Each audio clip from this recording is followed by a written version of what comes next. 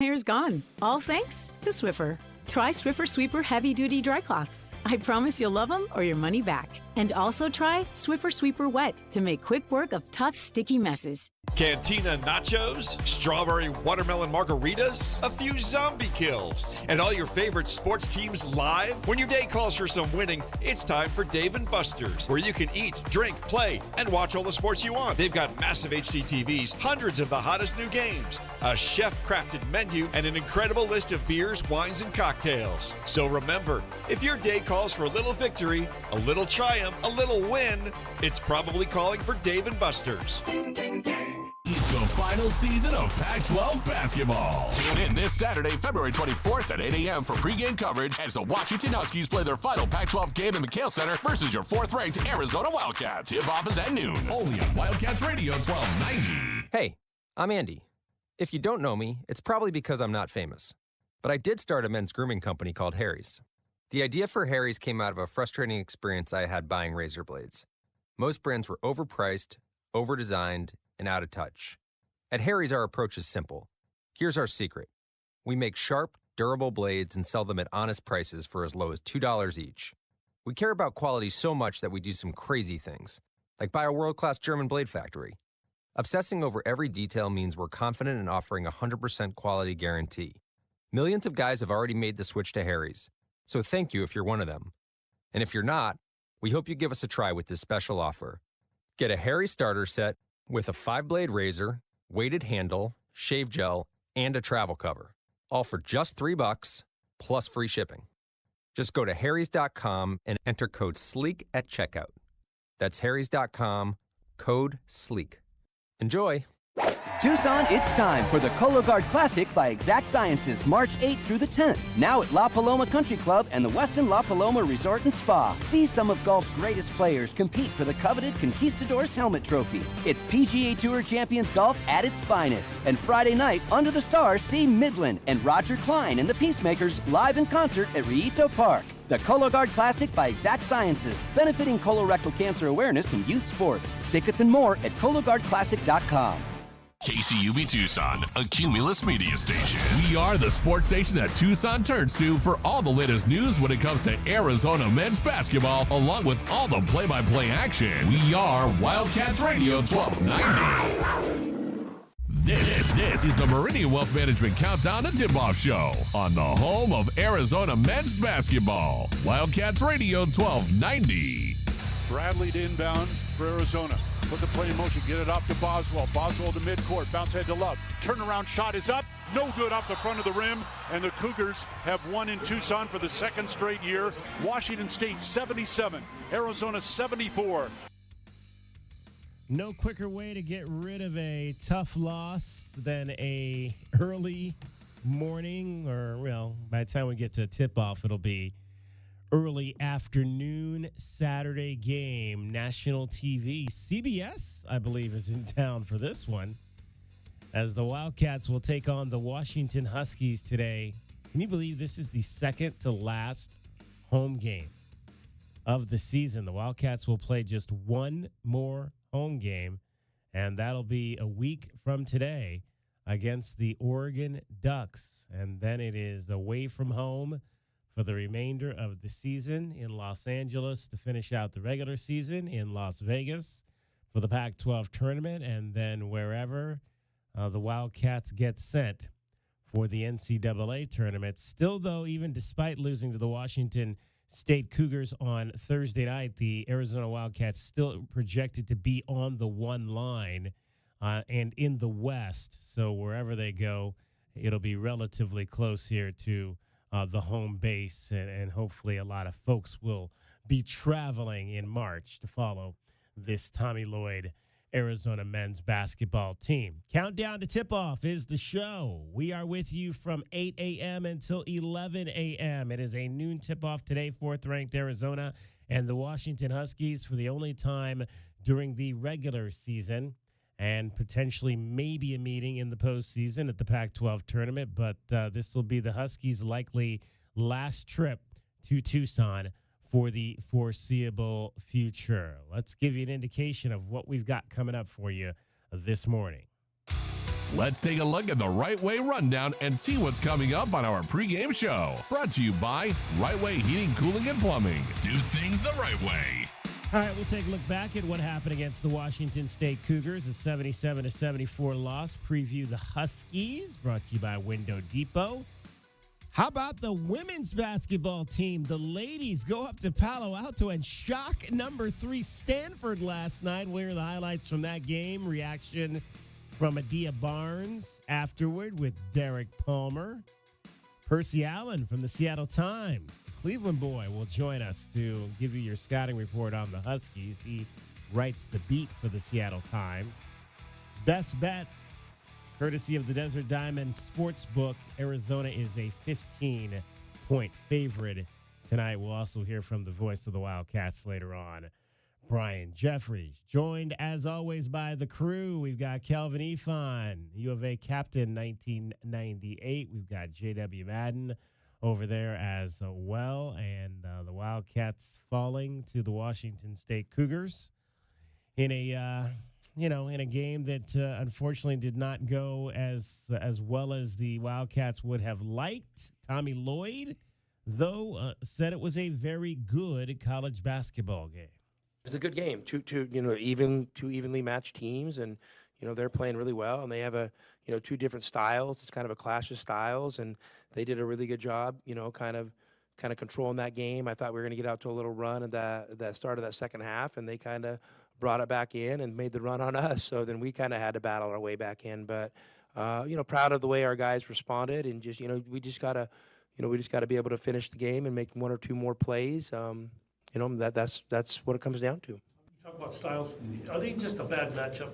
And not that maybe, but I don't think so. I think we were better defensively. We were just probably made some poor decisions here and there that we just got to make some better decisions defensively. I thought the plan was fine. But they're going to come in here, and that's how they play. They're a ball control team, and then this defense they're running it's hard for your players to get rhythm, and then they're changing constantly, and even you run a play, you have success, then the next time they come out and they're making adjustments. So your players are having to play and kind of just bank on their fundamentals and concepts, and so they do a good job of keeping you off balance. Interesting. Tommy was asked there if Washington State is a bad matchup. Would you categorize it as that? No, I don't necessarily think it's a bad matchup. It's just you just got a group of guys on that Washington State team that always have been under-recruited, always guys looking at them and they wasn't really believed in as far as basketball recruits, and then get recruited highly. So those are very competitive guys. That's just bottom line. You faced a team that came in very hungry with everything to gain and just wanted to get themselves in a position to get into a tournament. We're coming off a 6-game win streak. You're feeling yourself. You're at home. You usually win at home. That's that little bit of room that Washington State need to be able to figure out a way to get that dub. So I just think I can't take any credit away from Washington State. They came in with an excellent defensive game plan. We have problems against the 2-3. They matched up at the end of it, and they made buckets when it counted. So no, just Washington State just won the game. Bad matchup, JW? No, I wouldn't say bad. Bad's not the right word. It's a tough matchup for Arizona for a simple reason. Here's a example. If Zach Edey is 7'4", 370, and all of their offense runs through him. So if they go up against another team that has a 7'4", 380 guy who can push on him, then their advantage of having that physical monster in the middle is taken away. Bad matchup, not the right term. It just means you have somebody physically. That's what Washington State was to Arizona. Arizona normally goes into games having a length, size, and physicality advantage on almost every team. That's why they have the #1 rebounding margin in the entire country. Washington State matches up very well with Arizona is what I would say. And so at every position, you talk about 6'3" point guard all the way down the line. Their backup point guard 6'8". They got a lot of size on that team. And those, like Kelvin said, the style of zone that they play can keep you a little bit off balance, tougher to get into a rhythm and feel yourself offensively. And I think that's what we saw more than anything. And obviously, as we'll talk about, DK, throughout this show, Arizona had plenty of opportunities in that game to take care of business and make winning plays. And it's not just the last couple of minutes. There's a lot of plays you look at from that game. But again, as I said in the postgame, tip your cap to Washington State. They came in with the game plan, executed it. Not bad matchup, just match up really well with Arizona. Yeah, and Umar Bala was asked that same question if he thought that this was a bad matchup, Arizona-Washington State. It was not a bad matchup. Obviously, they're a great team. I don't think that it was a bad matchup for us. They're well coached, and they just came out a little bit higher than us today. But I don't think by any means it's a bad matchup for us. I'll say this, DK. To me, J-Dub, a bad matchup for U of A is a full-guard system. Exactly, yeah. That's a it's bad opposite, matchup. yeah. A smaller team that can really shoot the ball and got great ball handlers. And we've seen that in the past with the DeAndre Ayton team.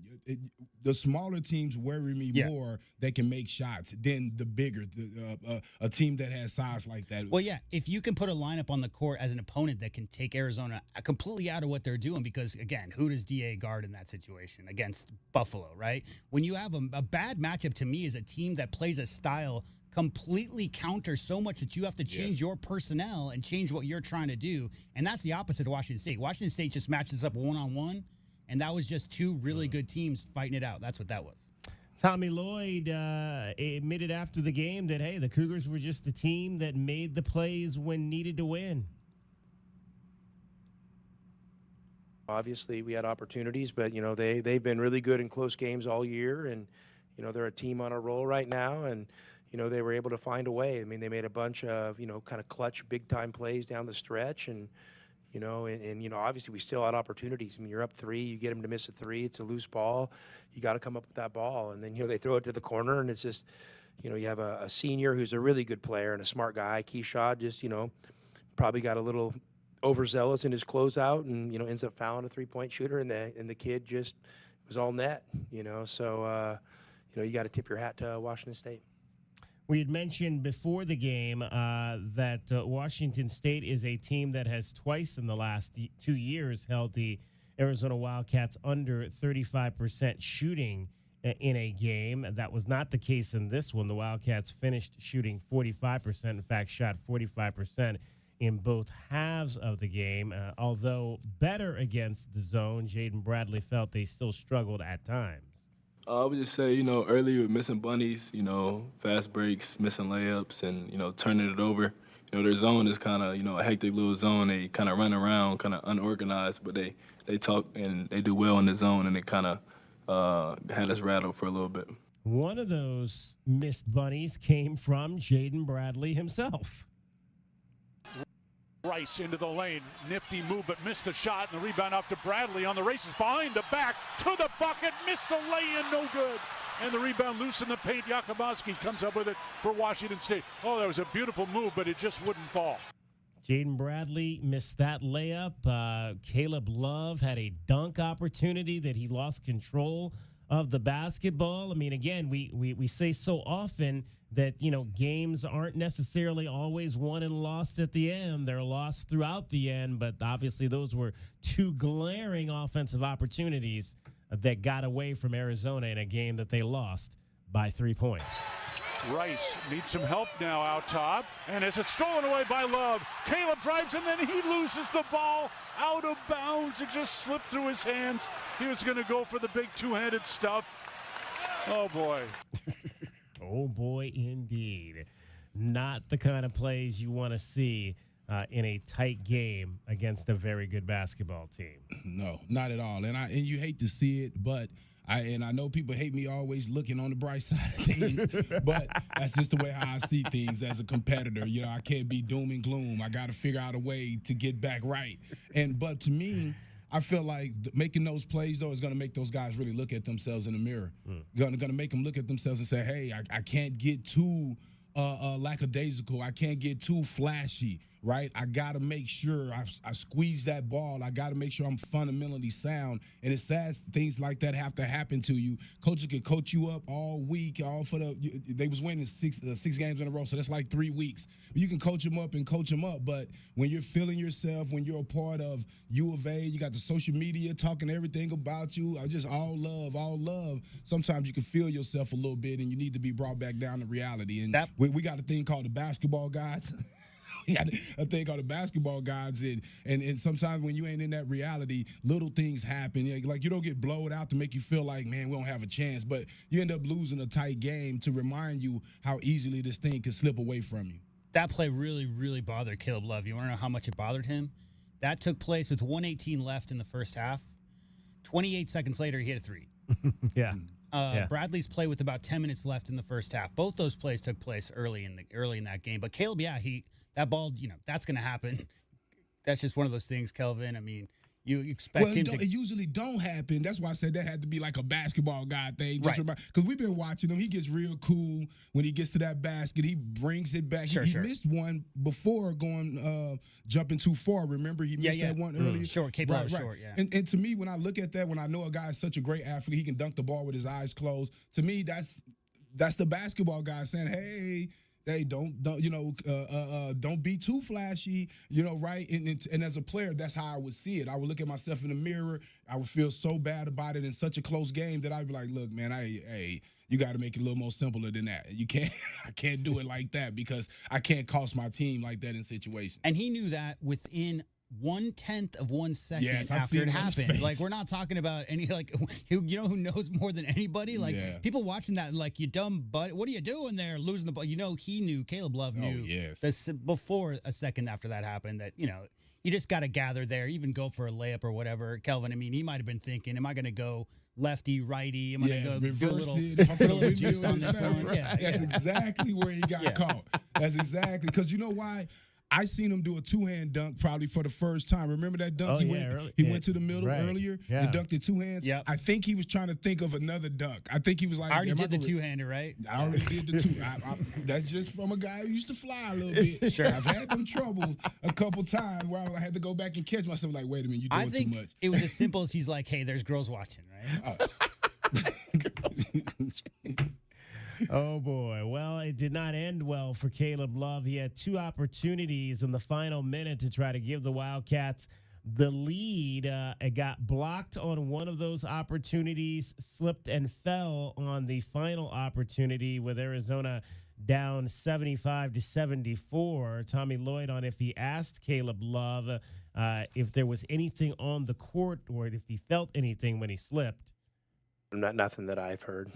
Just, hey, you got going a little bit fast. And, sometimes, the number one deal in basketball, you have speed and quickness, but you better complement it with balance. That's important. So just a little bit of bad luck. He's a great player and comfortable with the ball in his hands. And, it's unfortunate. Slipped on something when he I don't know. Obviously he slipped and fell, and maybe he just got going a little fast and wasn't able to get his feet under him. Yep, and again, I think for me it goes back to I know that Caleb Love, they've given him the ball in these situations, and we talked about this a little bit. We'll talk about it. You'll hear when I ask Brian Jeffries a little bit later about this, but I would just you're in the regular season, and I'll put this out to you. Maybe we're coming to the end of this segment, so I may hold this question for the next segment as we move forward. And we'll kind of examine, again, as we examined all season, these late game situations and why the Wildcats are not able to, in these opportunities, when they have a shot to win a game at the end, why they are coming up empty time after time. Great teams close. That we talk about last second possessions, guys, but really, guys, it's the last 2 minutes, right? I mean, it's really the winning plays down the stretch of games. So anytime that you have a positive effect on the team as a player, whatever that is, if it's diving for a ball, getting a hand on a ball to tip it out to your teammate for a rebound, whatever that is down the stretch of games, every one of those plays, every play throughout 40-minute game matters. But those last 2 minutes, guys, to me is the most important stretch of the game, as important as those just last 10-second possessions. All that could be fixed in the last 10 minutes. That's how you win games by 8 instead of going down to that final possession. It is the Meridian Wealth Management Countdown to Tip-Off show. We want to hear from you this morning. 520-848-1290 is the number. If you'd like to get in on this program, you can call us at that number. You can text us at that number. You can text app to that number, 520-848-1290. I will send you a link. You can download our app. Our app slaps like no other app in Southern Arizona covering sports. In fact, if you go to our app right now, click on the link that says Arizona Basketball Today, Washington. There's a good picture there of Caleb Love getting coached up by Tommy Lloyd, and you can get every piece of information you need on this basketball game today. It'll tip off a little bit after noon, Arizona and Washington. Get a break in here, come back. We'll take our first look at the Washington Huskies. It's the Meridian Wealth Management Countdown to Tip-Off Show, along with Kelvin Efon, J.W. Madden. I'm David Kelly. You're listening to Wildcats Radio, 1290. This hour of the Meridian Wealth Management pregame show is brought to you by Advanced Auto Care, Crest Insurance Group, Desert Diamond Casinos, First Chiropractic, Frog Inn Firkin, Kaiser Garage Doors and Gates, Picture Rocks Cooling, Heating and Plumbing, the Polston Results Team with Keller Williams, Southern Arizona, Royal GMC Buick and Cadillac, Royal Kia, Royal Jaguar Land Rover, the Window Depot. Tired of dry, itchy skin? Have mineral buildup at every faucet. Ram Plumbing's affordable, green, eco-friendly water softener and alkalized purification systems are built right here in our great state of Arizona and use a fraction of the wastewater as their competitors. Want soft water, non-chlorinated, or the best alkalized drinking water? You can trust Ram Plumbing to be your one-stop shop. Ask about their Water Taste Challenge. 40th year anniversary savings, up to $500 off water systems and $40 off any service. If your plumbing's in trouble, call Ram on the double. Southern Arizona Radiology Associates have been dedicated to providing superior images and quality care for the last 35 years. They're the one you trust when you need an X-ray, CT scan, ultrasound, mammogram, or MRI. They have locations in Tucson, Green Valley, and Sierra Vista. Ask your doctor to refer you to Southern Arizona Radiology Associates today. That's Southern Arizona Radiology Associates. Visit their website at sararadiology.com or call 520-335-6849 for more information. What up, Tucson? This is Joseph Blair, former Wildcat and assistant coach of the Washington Wizards. When I came to play basketball at the U of A in the 90s, the Tucson community became and has always remained a special part of my life. And this is why I proudly joined the Meridian Wealth Management Tucson Advisory Business Council. If you have financial questions or concerns, please be sure and call my friends Natalie or Ruben Fernandez at 719-1433 or visit online at Meridian Wealth LLC. And as always, bear down, Tucson. Advisory services provided by Meridian Wealth Management, a registered investment advisor. Does it feel like the price of everything is going up, up, up? We can't control the price of gas or groceries, but at Royal Kia, we never add market adjustments, even while other dealers add fees because inventory is limited. At Royal Kia, you can rest assured you won't pay market adjustments, and we stand by our transparent online pricing. Royal Kia, the dealership that's different. OAC plus tax, title, license, dealer installed options, and $529 doc fee. Royal Kia, Speedway in Columbus or royalkia.com.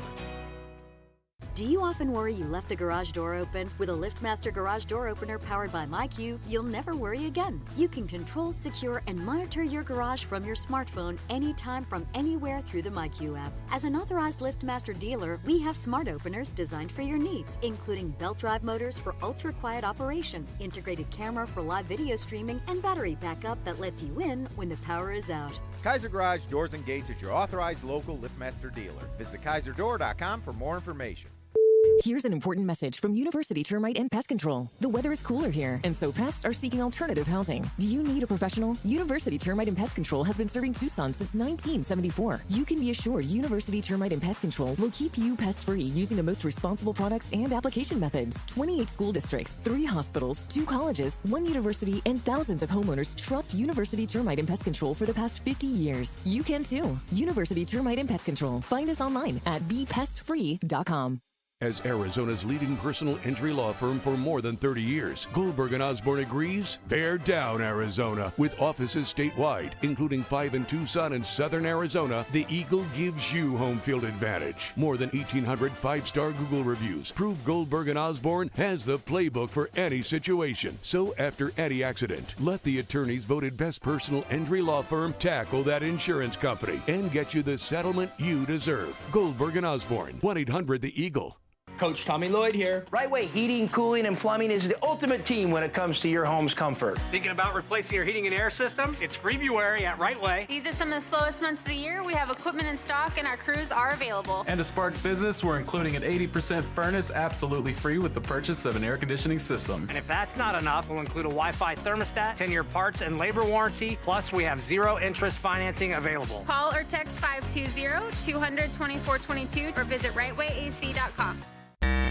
The Meridian Wealth Management Countdown to Tip-Off show continues on the home of Arizona men's basketball, Wildcats Radio 1290. Rice crossover, can't get inside. Now puts the shot up. It's blocked by Johnson. Grabbed by Love. Ahead to Keyshawn on the run. Slam it down with the hammer. Timeout, Washington State. Keyshawn Johnson, man, he had a couple of big blocks there early in that second half that ignited transition dunks the other way. Gave the Wildcats that quick early spark. But as you'll hear Tommy Lloyd there, you heard him say it early there that, looked like they might get that run going early. But Washington State was able to stave it off, stay in the game, and they eventually were able to win it by a score of 77-74. It's the Meridian Wealth Management Countdown to Tip-Off show. Also brought to you by Dave and Buster's, the best place to eat, drink, and play while watching this afternoon's game between the Wildcats and the Washington Huskies. Let's dive into this. The Dogs from the North. Our first look at today's Arizona men's basketball game is brought to you by The Window Depot. Lowest prices and biggest inventory. Shop thewindowdepot.com. Arizona leads the all-time series with Washington 60-31. The Wildcats have won the last 7 meetings by an average of 14 points. Any question why they are a 15-point favorite today on the Desert Diamond Casino big board? Tommy Lloyd looking for his team to bounce back. It was a late Thursday night. It's an early Saturday morning.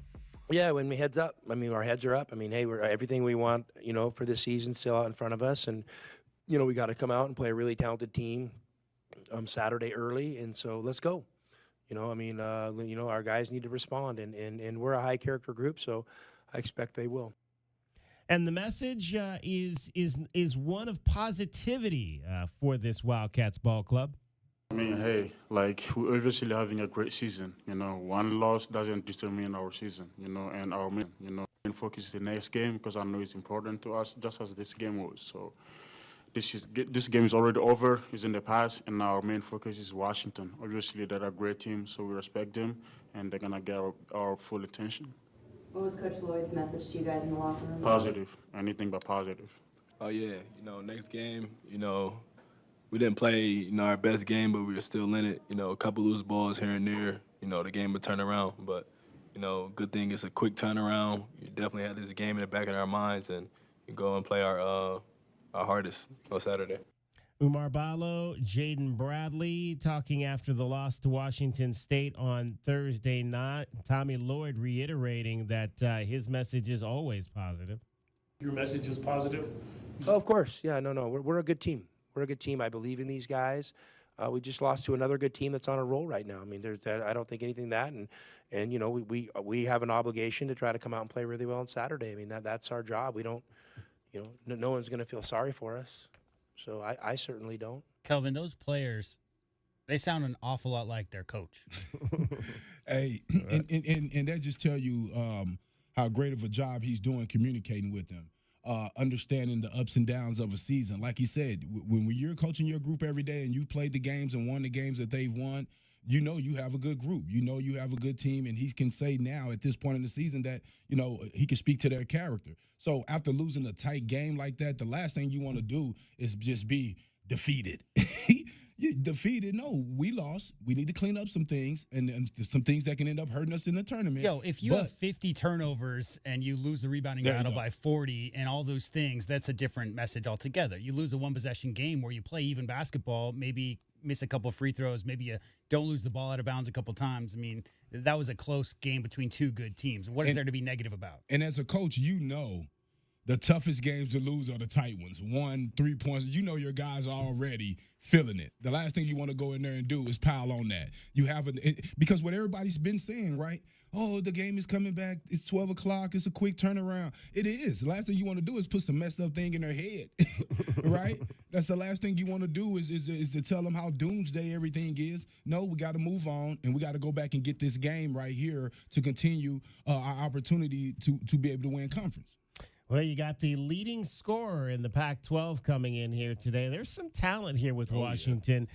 for sure. Keon Brooks comes in averaging 21 points per ball game. You've got the top distributor in the Pac-12 conference in Xavier Wheeler, who comes in having dished out 153 assists this season, a young man that transferred over from Kentucky. And so, again, this is not a team. I mean, they haven't all come together yet in terms of where I'm sure they thought that they were going to be 15-12, just 7-9 coming in here today. But a lot of talent on this team. If they didn't have talent, you wouldn't hear whispers about Coach Hopkins, right? I mean, I think that's the really crux of the situation is you're talking about a guy, who's coach of the year in the conference, right? Twice. A couple of years when he years. first got here. Obviously, we all know Syracuse disciple and all that whole story. But, yeah, guys, I mean, the talent on this team is unquestioned. It's just a matter of those guys playing together. We talk about Arizona learning to play with each other. Washington, with those 12 losses, still trying to figure it out. 520-848-1290 is the number if you want to get in on the program. 520-848-1290. We'll hear more about the Dogs coming up a little bit later in our scouting report. Keon Brooks comes in, again, a top 10 candidate. He's averaging 21 points and 7 rebounds. He's shooting 49% on the season. There is only one other Division I player who is putting up those types of numbers. 21 points per game, 7 rebounds, shooting close to 50%. That player's name is Zach Edey. We've seen him before. Yeah, and Keon's 23.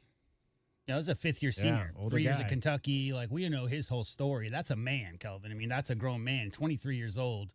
He should be averaging 21 points a game in this league with that kind of experience and that skill level. Yeah, and to me, that Braxton Mia, he the one that's going to be a problem to me. The big 7-footer, athletic, one of the most athletic. When does Washington not have athletic 7-footer? I mean, That's is what one they of do. Athletic center. So he's a guy that can block shots. I don't hope he get in foul trouble because I want a good game, but I wouldn't mind. Yeah. You talk about Keon Brooks Jr. He is in the midst of a career year, shooting 50% overall, 37% from 3. He had never shot more than 30% from 3 previous to this season in his career. And I mentioned those numbers, 21 points, 7 rebounds, shooting close to 50%. The last Pac-12 player with those averages, DeAndre Ayton of the Arizona Wildcats. Yeah, and if you look across the board in Keon Brooks' career, a fifth-year senior again, he's exactly what you want to look at. You want to look at a guy who increases their free throw percentage every single year, their field goal percentage, ever since his sophomore year when he started getting real playing time at UK. He's just a guy who's worked on his game over time, and he's really comfortable, obviously, in what he's doing out there, Kelvin. Otherwise, he wouldn't be as efficient. 50% from the field, scoring 22 a game. I mean, that's pretty good at this level. Yeah. And they've got to be feeling good about themselves coming in here off of a win in Tempe on Thursday night over the Arizona State Sun Devils, a game in which they had a 25-point lead. They finished the first half of that game with a 16-0 run. They were up 21 at the break, up 25 early in the second half, let it all wilter away as Arizona State charged back to force overtime before they were able to pull it out, 84-82 on a couple of late free throws by Braxton Mee. I got a question for Kelvin. So we all know, you get coach speak about, does this confidence carry over from this win to the next? No, it doesn't really. But if you come back from a 20-point deficit in the second half to pull a game out, then that confidence for the whole team, if you get a situation later in the year that you've done that, you've been there, done that. On the opposite end of that coin, if you have a 25-point lead, Kelvin, in the second half of a game and you let that all go away in the back of your mind, what lead is safe that you have, right? I mean, been there, done that, we come back from it. What about been there, done that, we've given up a 25-point lead and a half? Man, that's a conversation that you got to have, guys. We have to understand when we're in that situation, we have to put our foot on their throat. We can't allow other people to get back into the games. You have to have that conversation with people. I mean, with your guys, because the biggest problem is the other teams looking at you are going to think they can come back on you in the second half. I mean, to me, that's the biggest issue when a team look at that 51-30 second half scoring, that you think that they're a team that let up a little bit there, and then you can catch them right there at the end. The two highest scoring teams in the Pac-12 conference this season, Arizona number 1, averaging 90 points a game. Washington number 2, averaging 81 points per ball game. I think the over is probably going to be the play today for these two teams. That is your first look at the Washington Huskies. That's been our first look at today's Arizona men's basketball game. Brought to you by The Window Depot. Lowest prices and biggest inventory. Shop thewindow.depot.com. And don't forget, Window Depot also sponsors Arizona's top rebounding performance every night. It's the Window Depot glass cleaner of the game. Might be the Wildcat with the most rebounds. Might be the U of A star with the most impactful boards. We'll tell you the Window Depot glass cleaner of the game coming up tonight on the post-game show. All right, again, 520-848-1290 is the number if you want to get in on the program this morning. Want to tell you that Wildcats Radio 1290 and Coors Light want to send you to the Pac-12 men's basketball tournament. It's close. It's close. Creeping up on us. Hey, March Kelvin, have you ever 13th spent through the 16th? You ever spent 2 weeks in Vegas? Yes. Yeah. Basketball tournament. Oh yeah, the AAU. Oh yeah, that makes sense. Yeah. Yeah, that might be in my future here, heading up for both the women and the men. Although I may come back in between for the Cologuard Classic. I have not fully decided that yet, but I think that's probably going to be the plan there for at least a few days. All right, Wildcats Radio 1290 and Coors Light want to send you to the Pac-12 men's basketball tournament. It is March 13th through the 16th at the T-Mobile Arena in Las Vegas. This is the grand prize, folks. 2 all-session passes to the tournament. That's 2 passes, all sessions, the entire 4 days, starting with the first-round games on Wednesday, the quarterfinal games on Thursday, semifinals Friday, and then the championship game on Saturday. Plus, not only are we going to give you 2 all-session passes for this tournament, but how about $1,000 in cash cards? $1,000 to cover whatever you need, your travel, if you want to spend that on a Lear jet to take you on that 45-minute trip. I wouldn't recommend it. It's too short of a trip for a Lear jet.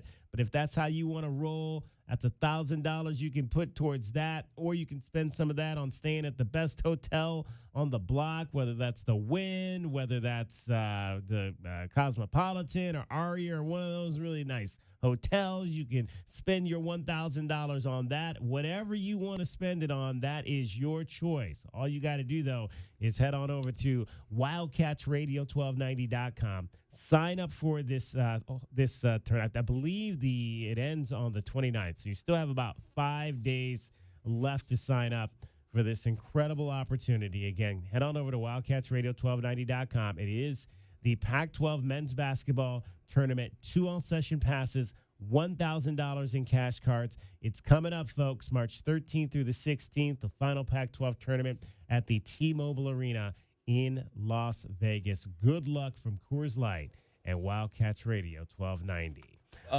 Before we go to break really quick, can we talk about Wemby? Did you see what he did? I did not see it, but I heard it. Okay, so last night he had 27, 10 rebounds, 8 assists, 5 steals, and 5 blocks. That's a 5x5. It's only the 15th player in NBA history to ever pull that off. But the impressive thing to me is 5 blocks and 5 assists. That's his back-to-back games. He was 1 assist shy of a 5x5 in the game prior to this. He's the first player since Jordan with 5 blocks and 5 steals in the same game, Kelvin. In back-to-back games. That's crazy. Wow. I mean, and he's less, and this was in 31 minutes last night. 27, 10, 8, 5, and 5.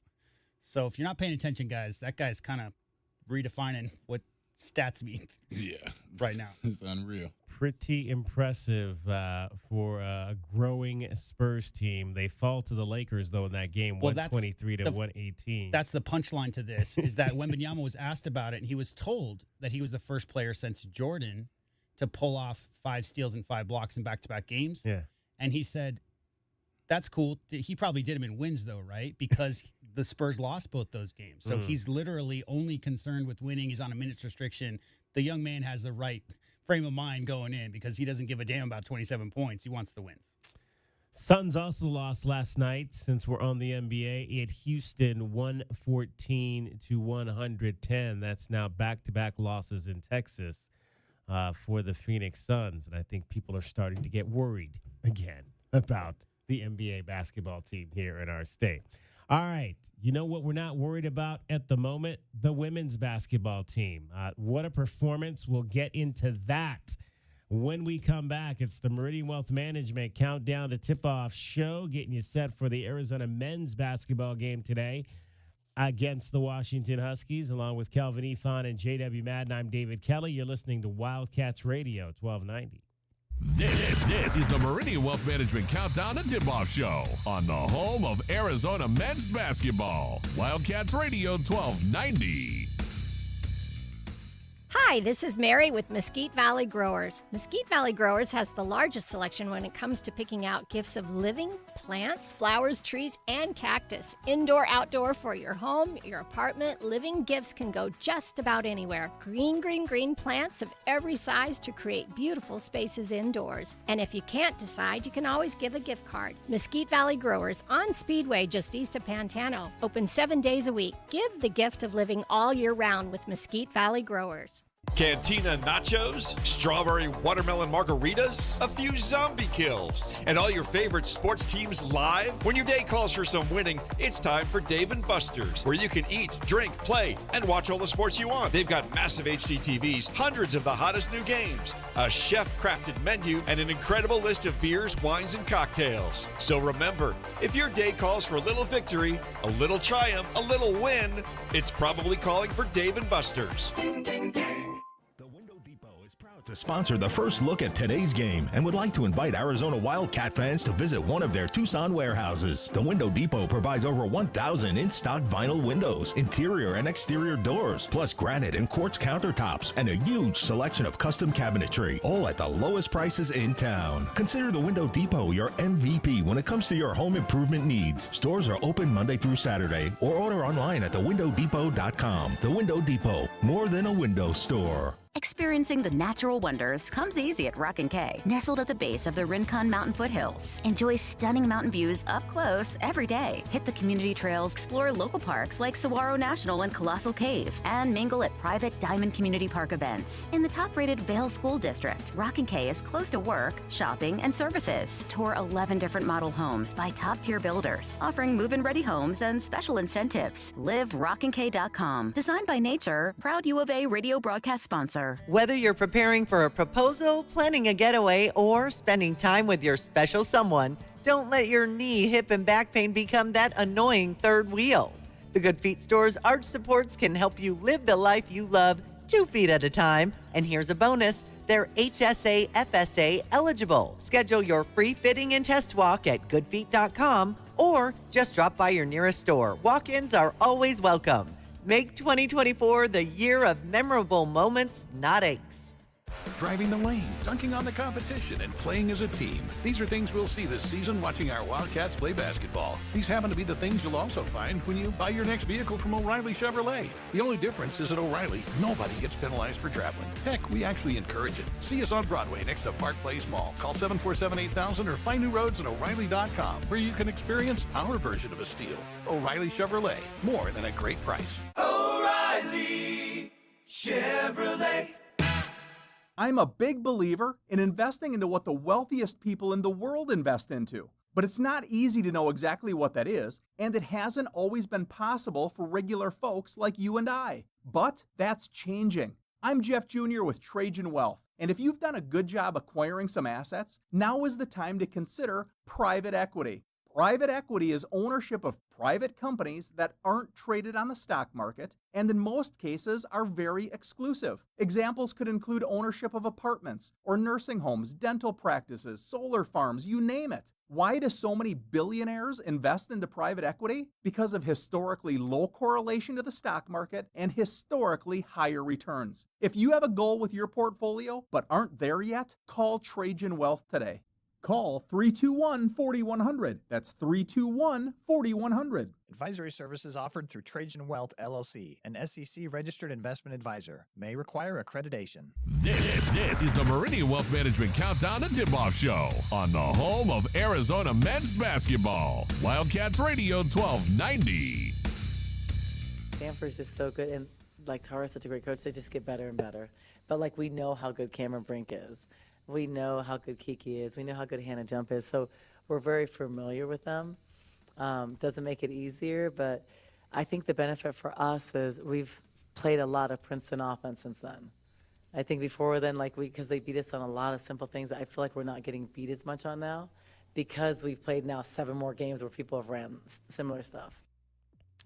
That was Adia Barnes earlier this week before the Arizona women's basketball team started on their journey north to the Bay Area, where they were going to first face the number 3 team in the country, the Stanford Cardinal, and then take on the California Golden Bears, needing to get at least one win.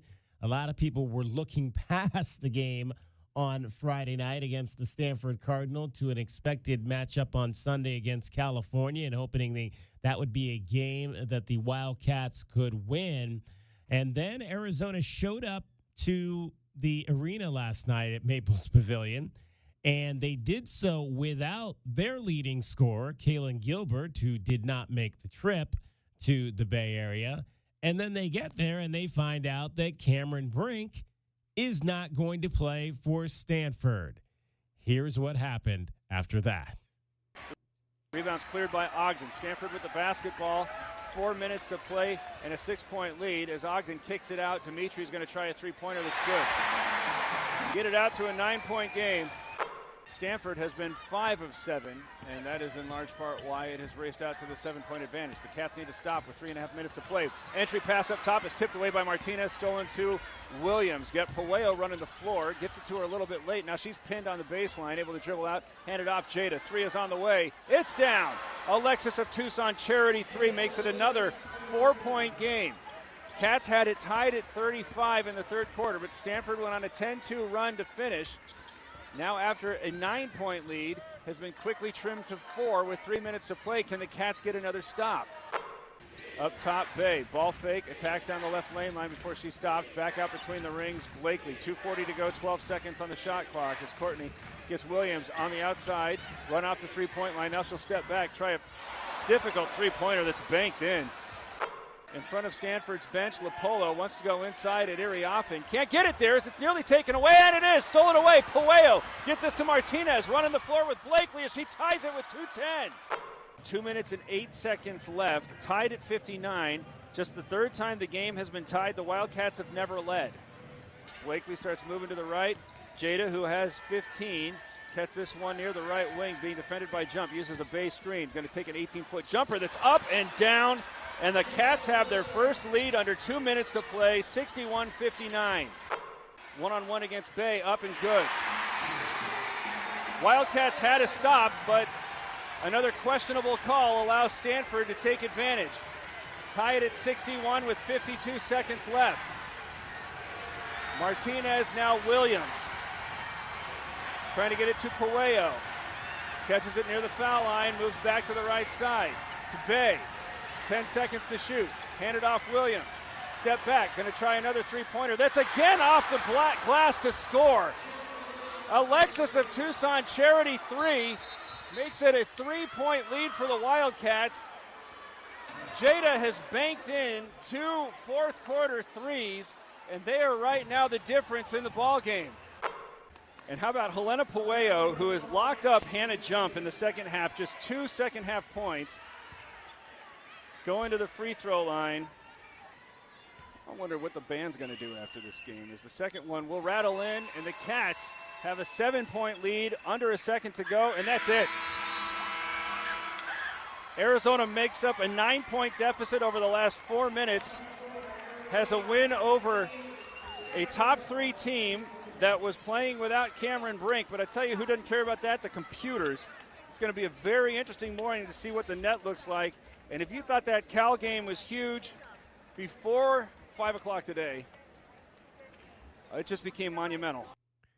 68-61 the final. Arizona knocks off the third-ranked team in the country. Again, as you heard Derek Palmer say there, the Cardinal were playing without their star Cameron Brink, who's going to be a top 5 pick in the WNBA. But Jada Williams, down the stretch, the Arizona Wildcats finished this game on a 19-3 run. 14 of those points were scored by the freshman Jada Williams. You heard the bank shot there with 31 seconds to go, a 3-point banker to give the Wildcats the lead at 64-61, and they never looked back to win by 7. 14 points in the last 3 minutes and 18 seconds after being down by 4. Yeah. That was Jada. That was Jada Williams. I tried to pull some highlights from the television side, and, we talked about this game during the show this week, and the sentiment was, do your best at Stanford and try to get a win at Cal, right? Yeah. Because, Cameron Brink and that whole crew and number 3 in the country, we all know what the Cardinal are all about.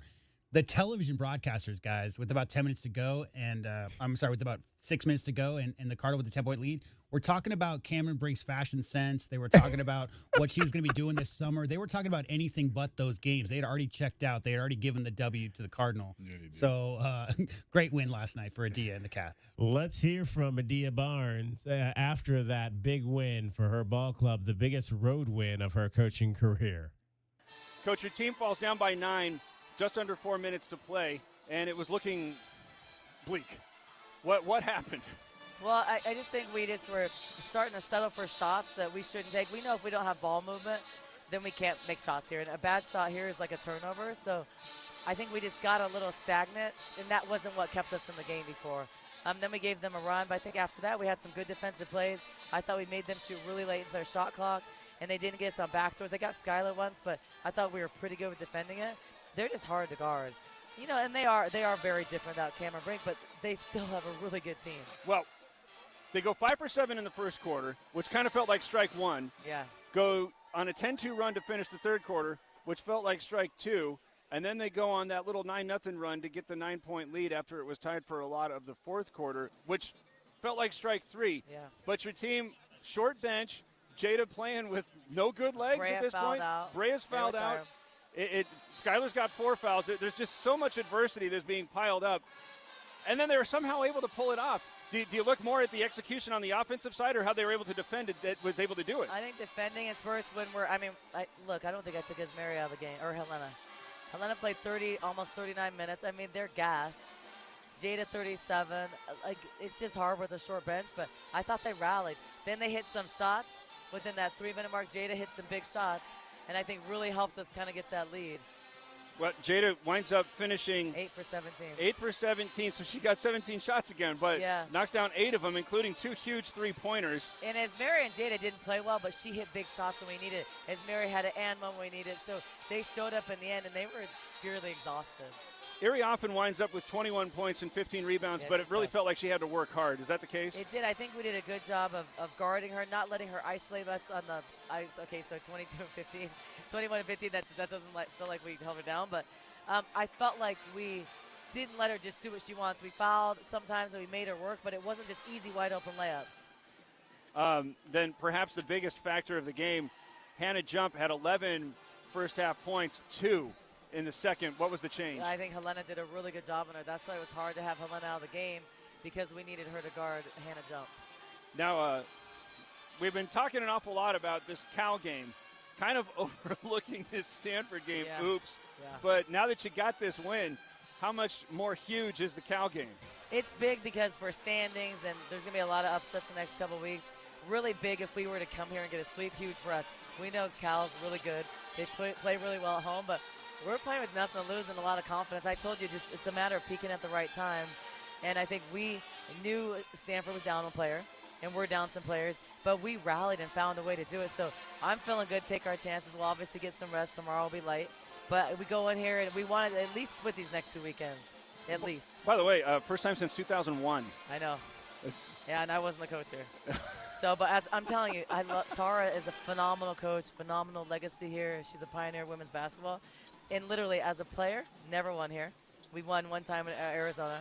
And as a coach, I've only beat her at Arizona. So they're just so good and so deep, and she's a legendary coach. But I'm after the Pac-12 dissolves, I'll still keep on keeping it home and home with Stanford. All right, go enjoy it. Thank you. Cats get the upset win, 68-61 over Stanford. Wind up outscoring Stanford 14-2 over the last 2:34, and they got that win. They got the marquee win. Marquee win indeed. And how about that? Adia Barnes coming out and saying, we're going to play home and home with Stanford. Well, again, like the conversation is what's in it for you. So like with the Cougars, for instance, great win on Thursday for the Cougars. And if they make the tournament, it'll be their first in 12 years. So from an Arizona Wildcat perspective, you know, if the Cougars are not going to be a top 25 team regularly, Kelvin, then the idea of a 4-year home and home with continuing those situations going out of the pack, you know, is there a positive outcome for the Arizona Wildcats? But when you're talking about the Stanford Cardinal women's basketball team, are you kidding me? Like, why wouldn't any team in the country want to schedule a home and home with those? They've been good my entire life, right? I mean, I don't remember a time when Stanford wasn't good at women's basketball. Now, I'll say this. Now, if I'm Stanford, do I want to do that? Of course. No, of course. If I'm Stanford, is Arizona at the level to where that game, women I'm talking about, is where that game is worth it for us? That's if I was Tyra, that's what I would have to think about, because I wouldn't want to lose to Arizona. Well, and it's interesting because there is no one out there who, I mean, I'm sure there probably are, but as good as any coach who wants to uplift women's basketball as Tara Vanderveer. She wants to play those types of games. I would think she's the kind of coach who, hey, we want to have the best games against the best teams, two of the best teams potentially in the West. If Adia continues to build her program back up, I'm going to do whatever I can to make sure that people have those matchups. I think that's the kind of coach Tara Vanderveer is for sure. 31 points in the fourth quarter for the Arizona Wildcats in this game. Shout out Esmeri Martinez as well.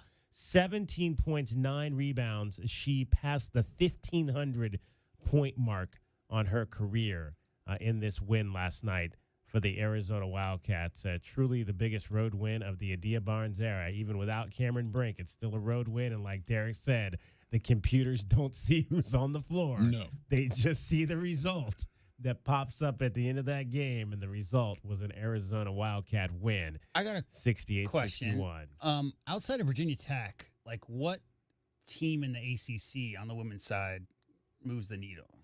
On the women's side, because they're going to the ACC, so we're talking about Stanford having no reason. But again, like and Adia's style, like that's a tough style to think about trying to match up with. You know, because again, you know, if that's two top 25 teams, it's just great for recruiting. It's great for the sport. It's all that stuff. If it's a team that's not great that year, then as Kelvin said, it's that whole question of what's in it for you. But going to the ACC, guys, you know, Stanford has had the luxury of being one of the top 5 programs in the country in a conference that was by far the best women's basketball conference in the country, right? So now they're going to a situation at the ACC women's basketball where it's not going to be that landscape. It's not going to be a ton. What are there, 7 top 25 teams right now in the pack? So that's the thing. The landscape for Stanford's changing too. Like Big 12 for men's basketball, Pac-12 women. Exactly. Now, obviously, the downside out of this win was Kaylin Gilbert was not on this trip. We're not sure why she was not on this trip. That was a young lady who's the leading scorer on this team. She missed some games earlier this season due to injury. She was in the transfer portal at the end of last season. So not sure exactly what's happening there with Kaylin Gilbert. There was a media availability outside of what you heard there from Derek Palmer on our network or on the network last night. It does not appear that Adia Barnes addressed that, or at least nobody's reporting that she addressed that in her comments. We'll see if we can find out a little bit more on if she said anything about why Kaylin Gilbert is not on this trip for the Arizona women's basketball team. They'll be back at it tomorrow at California in a game that will start at 1 p.m. You'll hear it right here on Wildcats Radio 1290, beginning with coverage at 12:45. All right, first hour is in the books as we get you set for Arizona men's basketball today against the Washington Huskies. We'll have much more coming up in hour number 2, including our scouting report with Percy Allen from the Seattle Times. It is the Meridian Wealth Management Countdown to Tip-Off show, along with Kelvin Efon and J.W. Madden. I'm David Kelly. You're listening to Wildcats Radio 1290.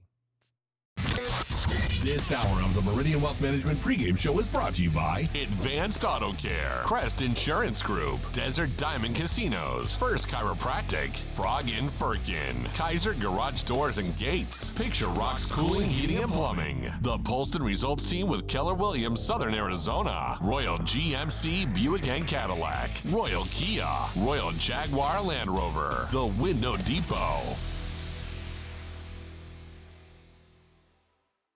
Tired of dry, itchy skin? Have mineral buildup at every faucet. Ram Plumbing's affordable, green, eco-friendly water softener and alkalized purification systems are built right here in our great state of Arizona and use a fraction of the wastewater as their competitors. Want soft water, non-chlorinated, or the best alkalized drinking water?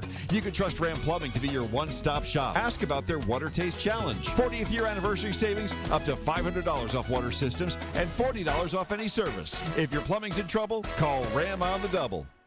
The Window Depot is proud to sponsor the first look at today's game and would like to invite Arizona Wildcat fans to visit one of their Tucson warehouses. The Window Depot provides over 1,000 in-stock vinyl windows, interior and exterior doors, plus granite and quartz countertops, and a huge selection of custom cabinetry, all at the lowest prices in town. Consider the Window Depot your MVP when it comes to your home improvement needs. Stores are open Monday through Saturday, or order online at thewindowdepot.com. The Window Depot, more than a window store. If you're a do-it-yourselfer looking for quality car parts in Tucson, look no further. Advance Auto Parts has 6 Tucson locations with over 75 years in business. Advance Auto Parts is the largest car parts retailer in the U.S., and customers know they can trust their products, like Die-Hard batteries. Now with free installation, only found at Advance Auto Parts stores. Take advantage of our same-day delivery and pickup. Just visit our website at stores.advanceautoparts.com and make sure to follow us on Instagram and Facebook. Advance Auto Parts, for all your car repair needs. Now a proud radio sponsor of the University of Arizona Wildcats.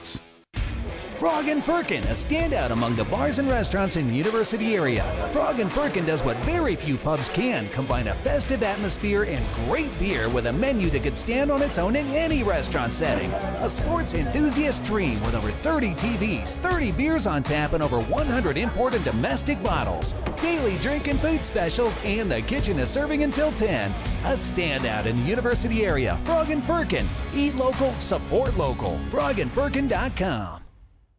Here's an important message from University Termite and Pest Control. The weather is cooler here, and so pests are seeking alternative housing. Do you need a professional? University Termite and Pest Control has been serving Tucson since 1974. You can be assured University Termite and Pest Control will keep you pest-free using the most responsible products and application methods. 28 school districts, 3 hospitals, 2 colleges, 1 university, and thousands of homeowners trust University Termite and Pest Control for the past 50 years. You can too. University Termite and Pest Control. Find us online at bepestfree.com.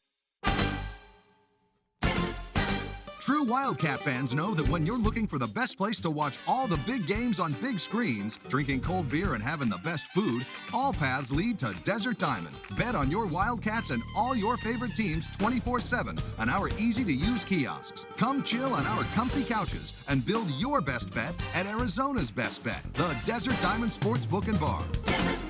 An enterprise of the Tohono O'odham Nation. Problem gambling? Call 1-800-GAMBLER. Desert Diamond Casino is licensed in Arizona. Hi, this is Mike Hanley, former president of Bank of Tucson, and I'm thrilled to announce that I have joined the Advisory Business Council of Meridian Wealth Management and Natalie Fernandez-Lee, Meridian's partner and advisor, who I am a great fan of. She has worked with many individuals and businesses in the community for decades. We live in crazy times these days and need the right financial advice, which is so important. If you'd like to talk to Natalie, give her a call at 719-1433 and have a great day. Advisory services provided by Meridian Wealth Management, a registered investment advisor.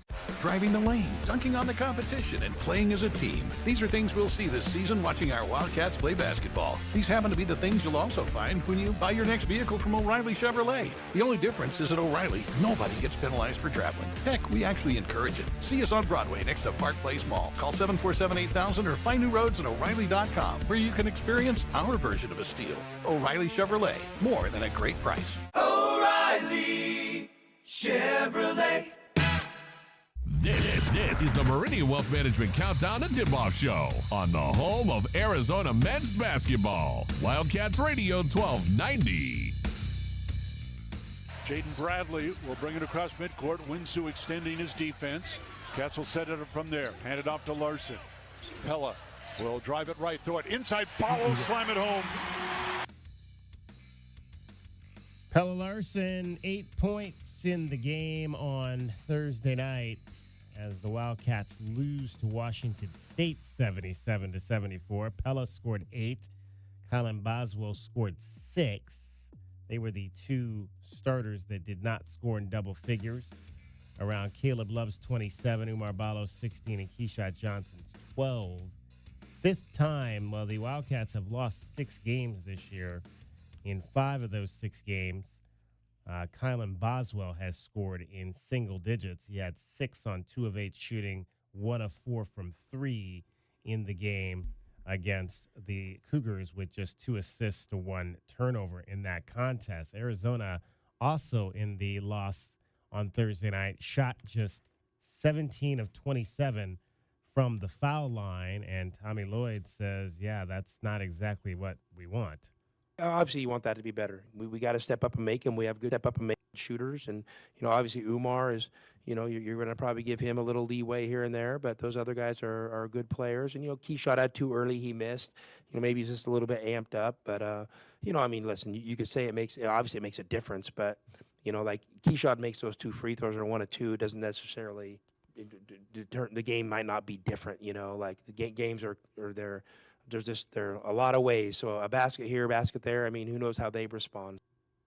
I guess when you look at this, guys, if you know that potentially Umar Balo might go to the line 10 times in a game, he's going to miss half those.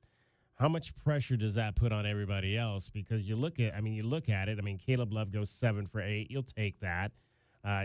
He mentioned Keyshawn Johnson missed the first 2, but then he made the last 4, so he finishes 4 for 6. You'd like to see KJ Lewis make maybe more than 1 for 3. But, yeah, when you've got one guy that's missing potentially 4 to 5 free throws a night, that puts pressure on everyone else. I think if you're going into it thinking pressure and thinking about, you got to make up for Umar, you've already lost. Like, that's not the mentality. You got to go with the mentality of I'm just in my backyard. Free throw's a free throw. I mean, it's 15 feet, Kelvin. It's the same thing no matter where you are.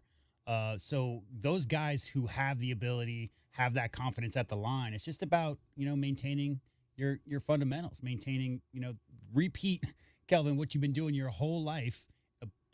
Pretend like the crowd's not there. Whatever it is you got to do to get, take a deep breath and just knock them down. My biggest concern, really quick, is not so much their percentage, guys, is the fact that they shot 1 free throw in the last 6 minutes of that game. And Washington State shot 5. And again, there was a foul there at the end where they had to intentionally foul. But that just tells me that they were settling a little bit and not maybe putting rim pressure on Kelvin. I'd like to see a higher volume of free throws, and then that percentage might not matter as much. Getting down to the end of the game, people, I guess some people don't understand when I say the team that gets the most twos win the game, right? Because, again, that's the easier shot, and you get fouled more often on when you're attacking, trying to get to the bucket to get that 2-point shot. But, again, the free throws, of course. I mean, when you look at it and you look at the stat sheet, you see the 10 points. But to me, it's more so the little layups. To me, Boswell not having that many points isn't a big deal to me. It's the assists.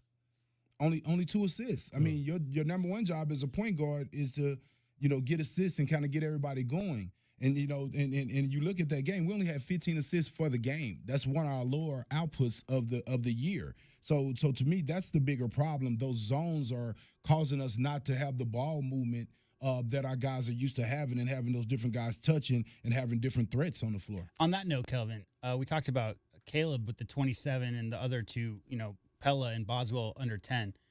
What do you think about the field goal attempts? Because Caleb gets 20, nobody else on the team got 10. I said that at the last game. Right. That was the first thing I said. I said, when I look at that, he has 20, and the next closest guy has 9 attempts, which is Keyshawn.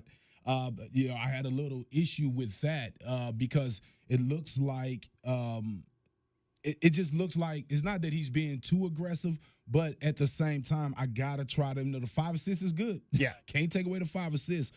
But in that situation where you are missing a few of those shots, which mainly were the threes, he took 4-12 from the 3, trying to bust that zone. I just think that, you want to move that ball and try to see if you can get that shot later, not so much right at the beginning of the shot clock. Yeah, we talked about it at the postgame. I think if you give 2 or 3 of the shots, not that Caleb actually was forcing anything. I mean, a couple early threes there in the first half, but Umar Ballo 6 for 8. We already said it. Like Umar Ballo 6 for 8 and didn't get a lot of touches there in the first half.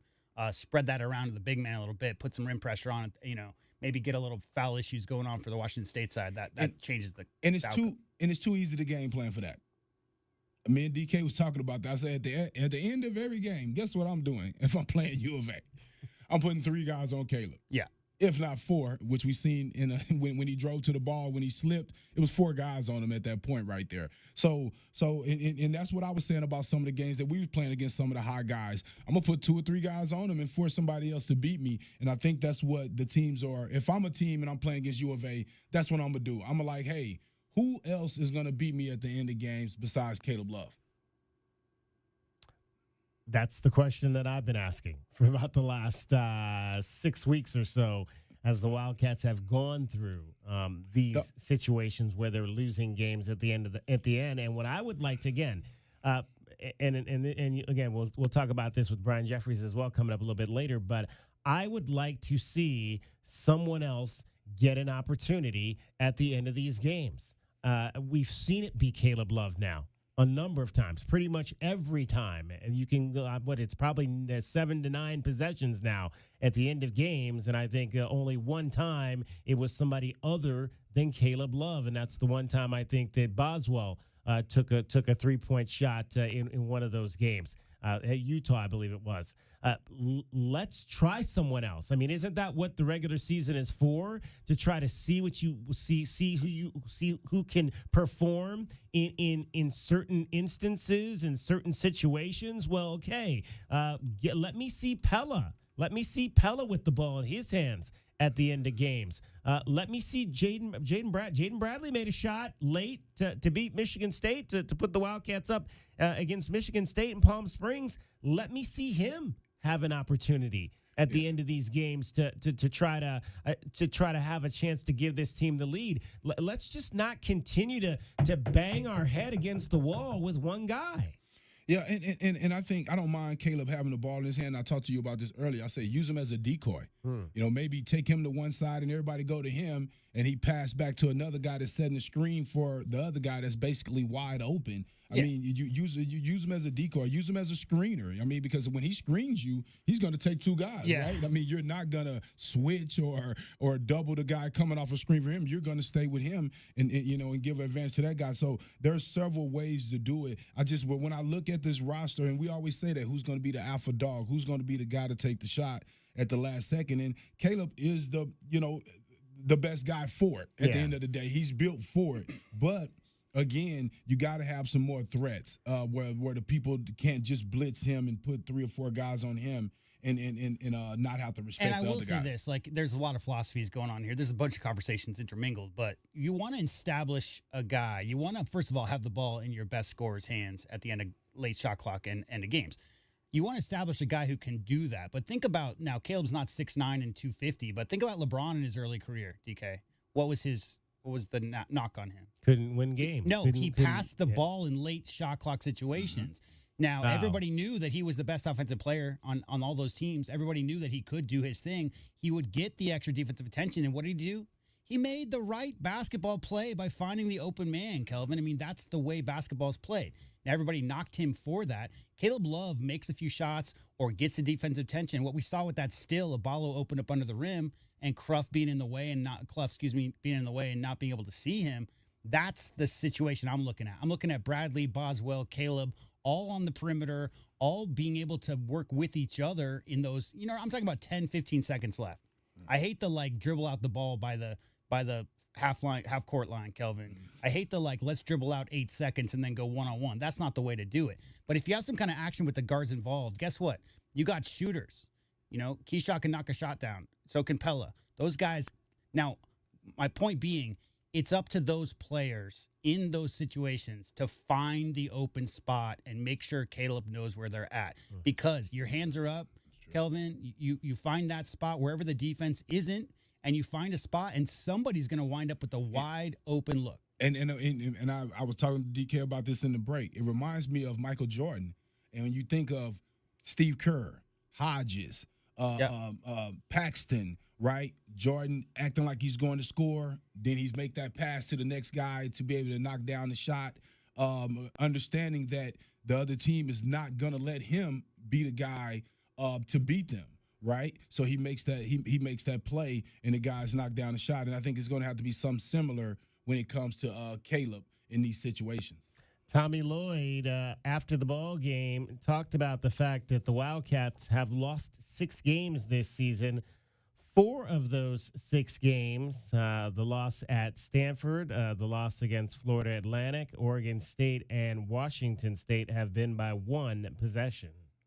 There's a lot of ways to win 1-possession games. And, when you're up 3, it's too early to foul, and they miss a shot.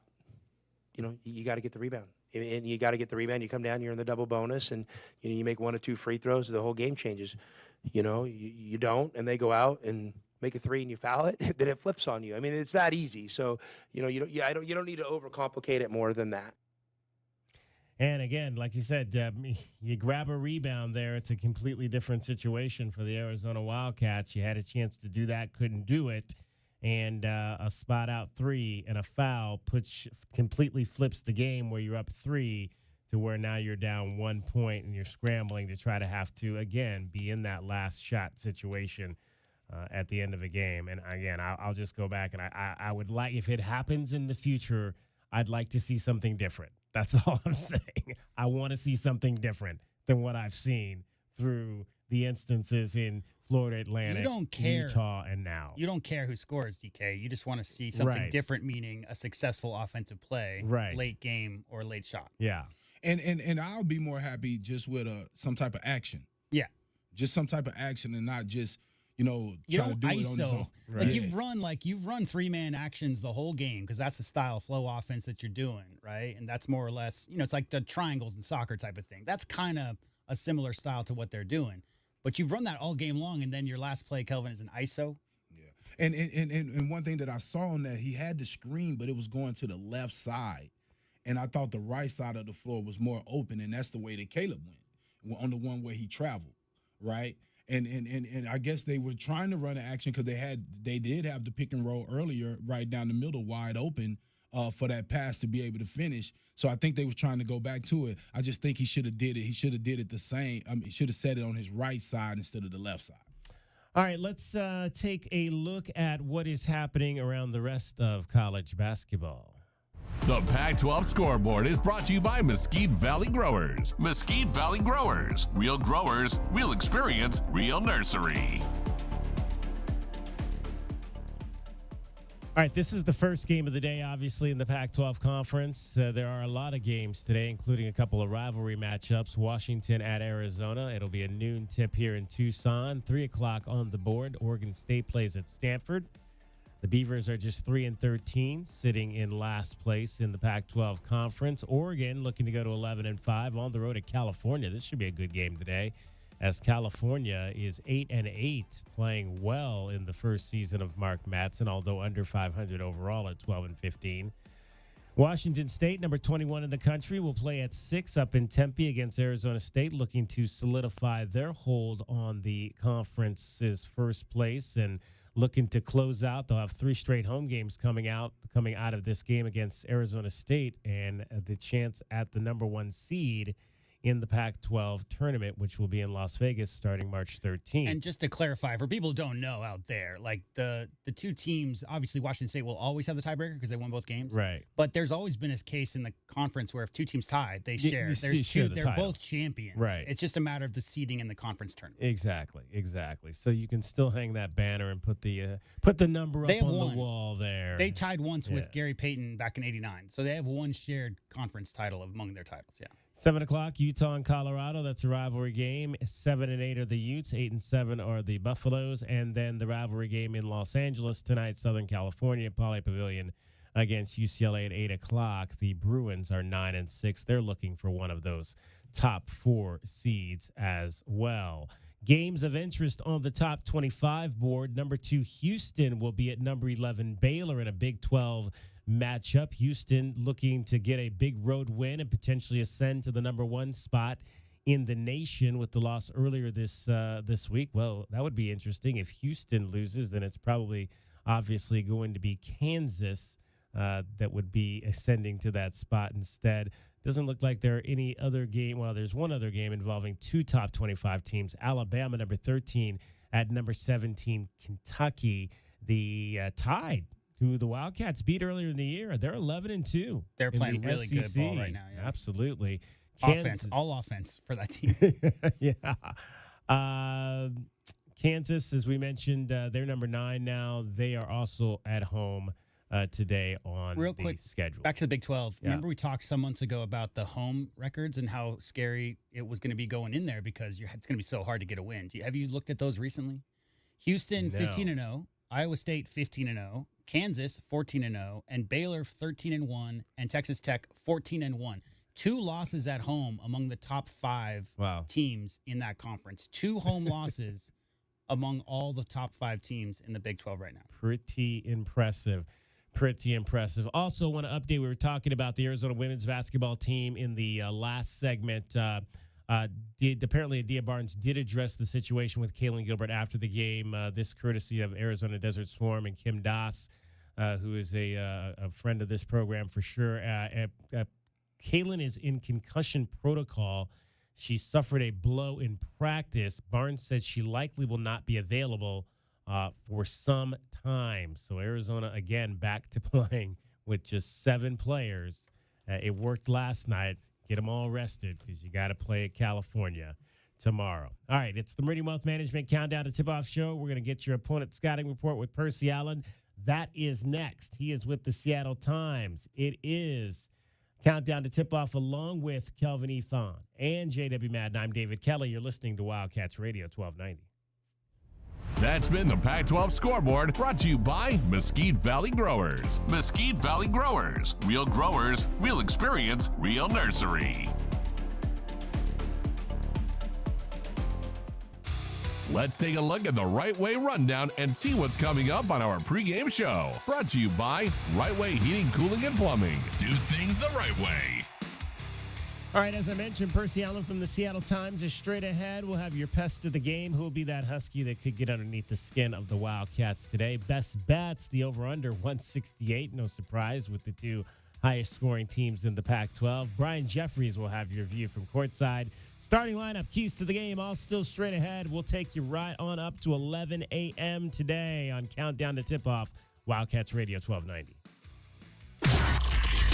This hour of the Meridian Wealth Management pregame show is brought to you by Blue Whale Car Wash, Caruso's Italian Restaurant, Cool Willie's Air and Plumbing, The Diamond Store, Goldberg and Osborne, Goodfellas AC, Humane Society of Southern Arizona, Lexus of Tucson, Nova Home Loans, Recon Auto Detail, Ride Now Power Sports Tucson, Tucson Police Department.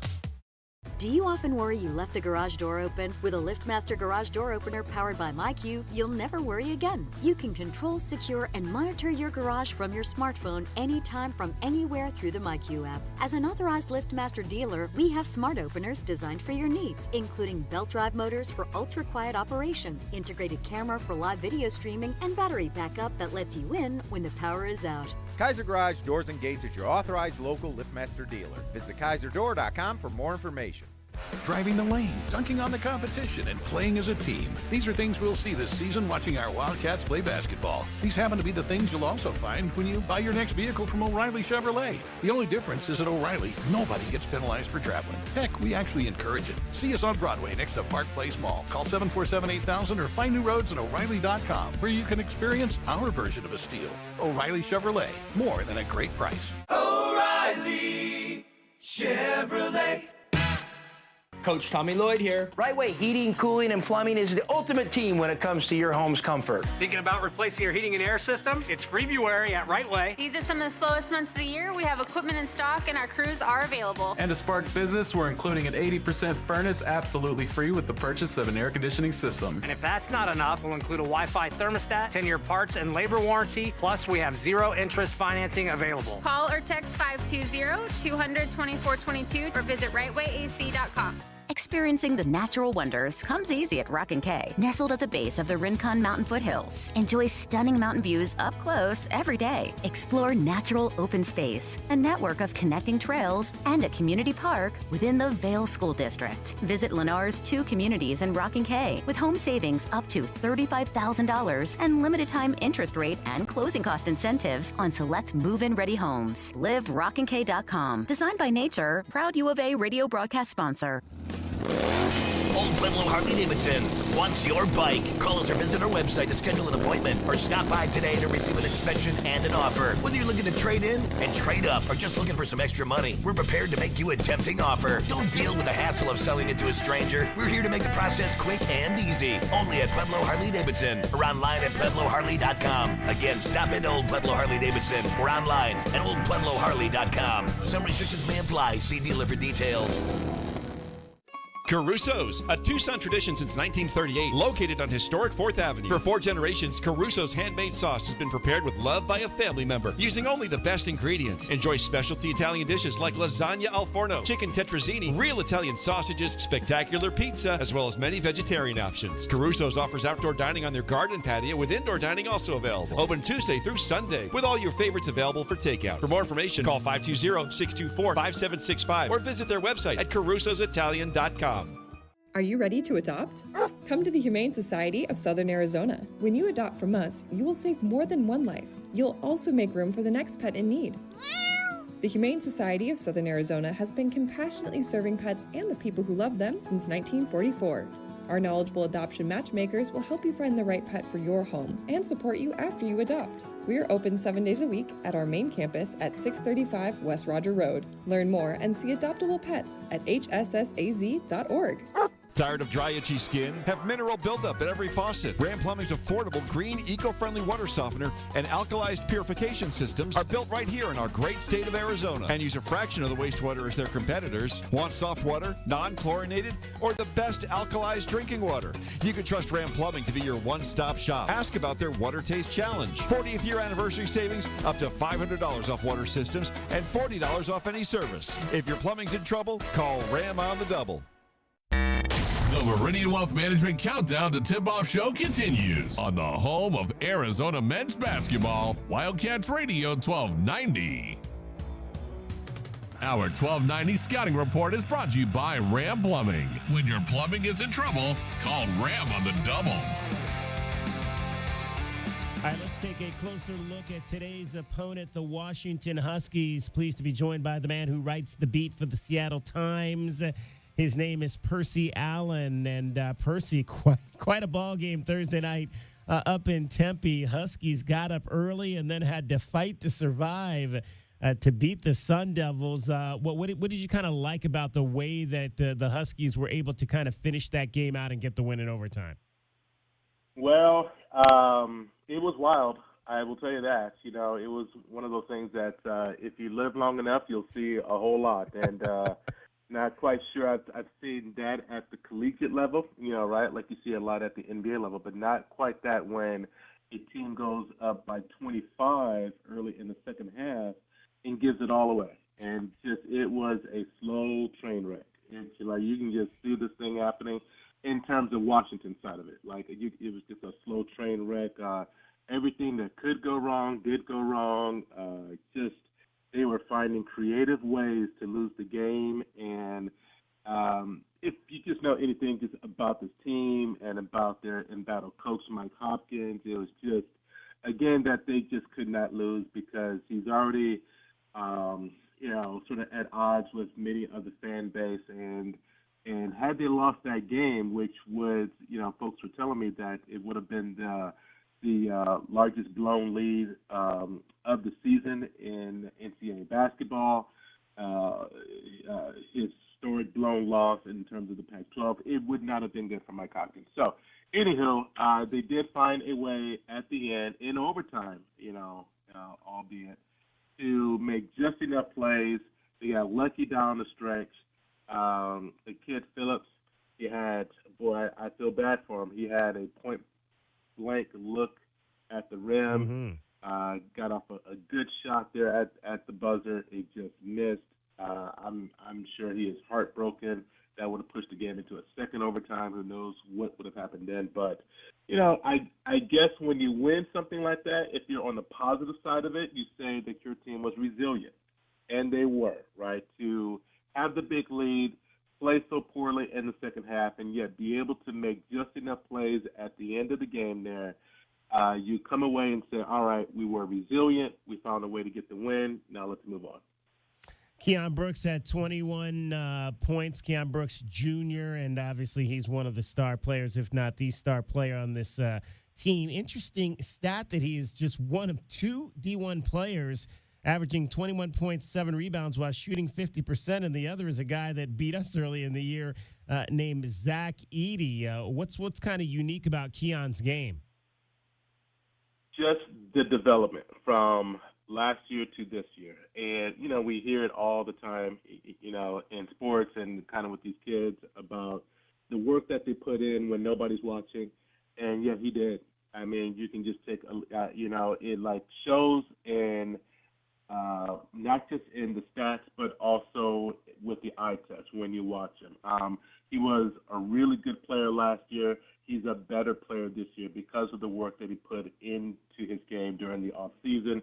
Totally changed his shot. I mean, this is what I mean, it takes guts when you're right. You know, like last year, like he averaged like 17, 18 points, and so it takes guts when you're a all conference player, and then someone says, you know what, everything that you've been doing, yeah, it's good, but you need to change everything, and he did. Like he changed his entire shot, and so it's more deliberate.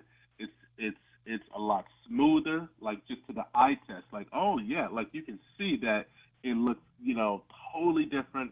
He has more confidence in it. He's a better three-point shooter, which is what the NBA scouts told him that he needed to do. Like, if he's going to make it to the next level, he's a 6'7", sort of wing type of a guy. If he has any chance to make it to the next level, he had to be better with the three-point shot. He improved it. He did exactly what they wanted him to do. And, yeah, you know, just what you said earlier, yeah, he is the guy for this team. They go as he goes, and he's had a really nice year. He leads the conference in scoring. He'll probably finish, you know, he'll probably finish leading the conference in scoring. We got 4 games left. I don't see him dropping off right now. So it's been a really nice season for him. And then a pretty nice distributor in point guard, Severe Wheeler. Can he score as well for the Huskies? Yeah, so Severe Wheeler. Yes, he can, you know, but it's, well, he just brings a whole lot to it, right? It is the yin and the yang of it, right? If you take a look at some of the other, like, I don't have it in front of me, but his turnovers per game is a bit of a bugaboo there. And, you know, there's just no way around that. Now, it is one of those things that, you know, like as coaches, they will tell you that all the time that you don't necessarily want to take away something from a player, and sometimes you just have to live with some of these things because Washington plays at a fast pace. They're the second highest scoring team in the league, and a lot of that is because of their point guard, Wheeler. I mean, Wheeler pushes the tempo. When he gets it, he wants to go. And so that's all great. But at the same time, what comes with that are some of these unforced turnovers. And, you know, I don't know. Right? It's just my job to just kind of, you know, tell you what happens. But it is one of those things that, like, it's the good and the bad of it, right? Like, he does so many things good. He gets into the lane. He helps other people go on. But some of those turnovers are just head scratchers, and you're just like, kid, slow down. But if you slow him down, then he's not as effective as he should be. So what do you do? So Washington can score. Arizona can score. I guess we're taking the over in this game today. You know that's right. Percy Allen is our guest. He is the beat writer for the Seattle Times covering the Washington Huskies. It is our scouting report brought to you by Ram Plumbing. When your plumbing is in trouble, call Ram on the double. You mentioned embattled head coach Mike Hopkins, 7th season in Seattle. Why hasn't this gotten to where he wanted it to get to? Well, boy, we don't have long enough to I mean, we just don't. But The nut and bolts of it, look, it's a bottom line business, right? And these guys are judged by the wins and losses. He just hasn't gotten enough wins as of late. His first 2 years, I mean, let's not forget, he was the Pac-12 Coach of the Year his first 2 years, Yeah. right? And he just took the league by storm. In the second year, took the Huskies to the second round of the NCAA tournament. Lost to a really good North Carolina team that year. But yeah, in these past 5 seasons, look, you can put a lot of things out there. There's the COVID season, blah blah blah. Like, all these things have to do with that. But the bottom line of it is that, and I've never thought so much about this until lately, is the idea of just roster construction, right? Like, early in my career, I didn't really put a whole lot of thought into it, but roster construction of just how the pieces fit together. It's not enough to just assemble talented players. It's like, do the talented players fit? And so for a lot of that with Mike Hopkins, he would get these talented players, and yet they just didn't fit together. This year's team, again, and this is not just Washington, but a lot of these teams, with the transfer portal, and you bring it all in, and you've got just a few months to see if it all gels. And, some folks are really good with that, right, of just getting these new players to just gel and trust each other offensively and defensively.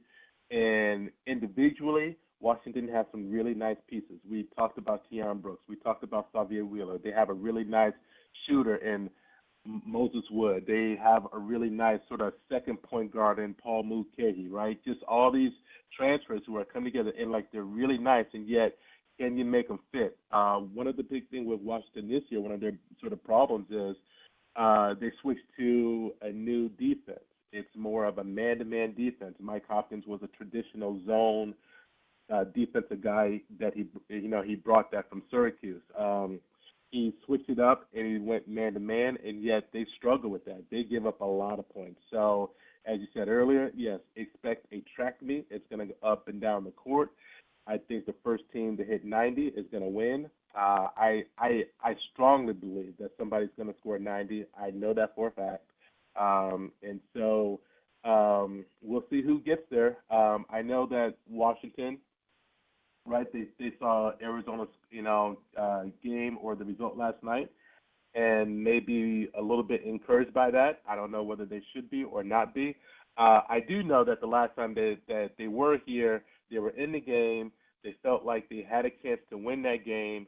Came down to the last shot. They missed it. Arizona won the game. So that's also in the back of their minds too. And obviously, the loss to the big man, Frank Kemnong. What does that do with him not being in the lineup now? Well, now they've just finally got some what's the word? They know that he's not coming back now, right? Like, for so very long, it was like, is he going to come back? When is he going to come back? Can we hold down the fort long enough to, like, make a run when he does come back? So earlier this week, they just said, look, he's not coming back. They shut him down. He's not even on this trip. So I think it almost, in a sense, clears up Braxton Mia and in his mind, like, okay, I'm the guy. And Braxton Mia last year had a very fine season, second team, all Pac-12 on the defensive team.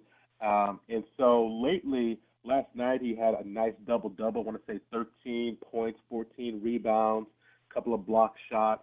He's a 7'1" center, and he looks the part, tall, rangy. I'm looking forward to that battle in the middle there with Zoro DeBallo there, and just watching those two kids just kind of go at it.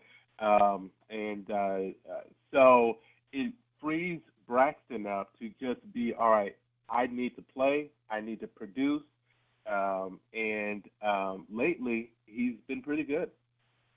What did the schedulers do to anger Washington? The Huskies had to open up the Pac-12 conference season on the road at the mountain schools, and then you have to go to Wazoo at the end.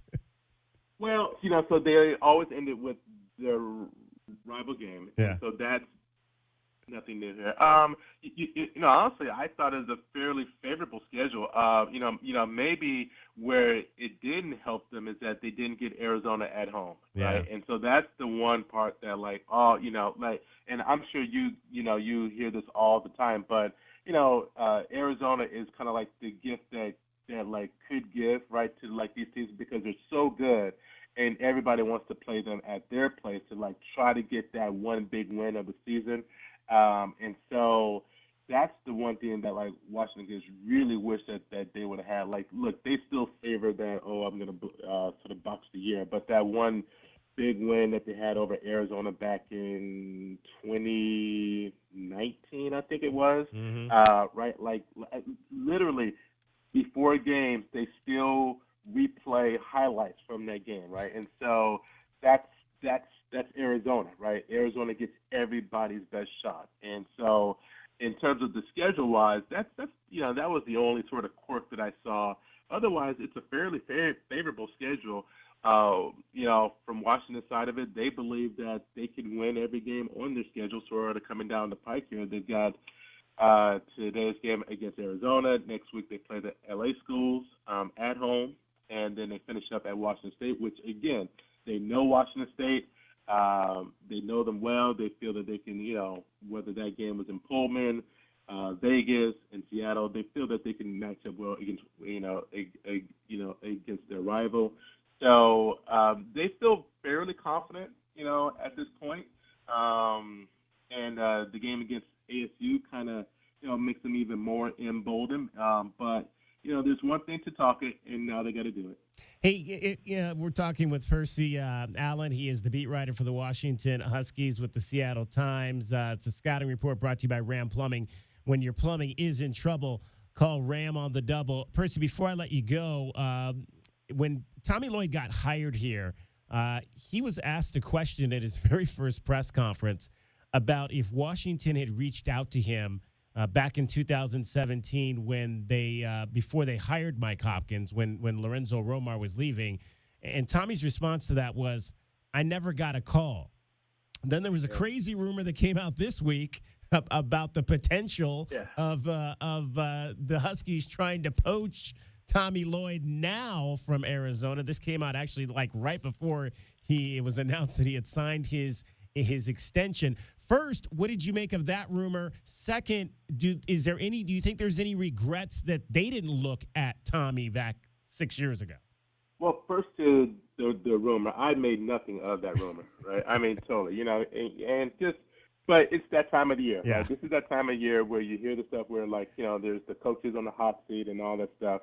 Yeah, but, when I saw first the source and then, the idea that Tommy Lloyd would leave Arizona to go to Washington, I mean, no offense to the Huskies, but that's not even close to even a lateral move, right? I mean, it's not. And so why I don't think anybody would ever do that. Now, yes, I do remember back when Washington was looking for a head coach back in 2017, and they made the round thing.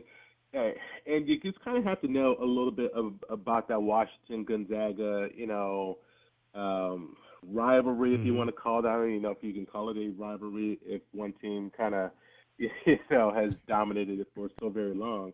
But the AD at the time, Jim Cohen, and I don't know if she had a great relationship with the folks going on there at Gonzaga, certainly not with Mark Few, who, has his thoughts on Washington, which are deserved, right? That fan base can be, tough, and the former coaches and some of the stuff that went back and forth. We don't have time to kind of delve into all of that.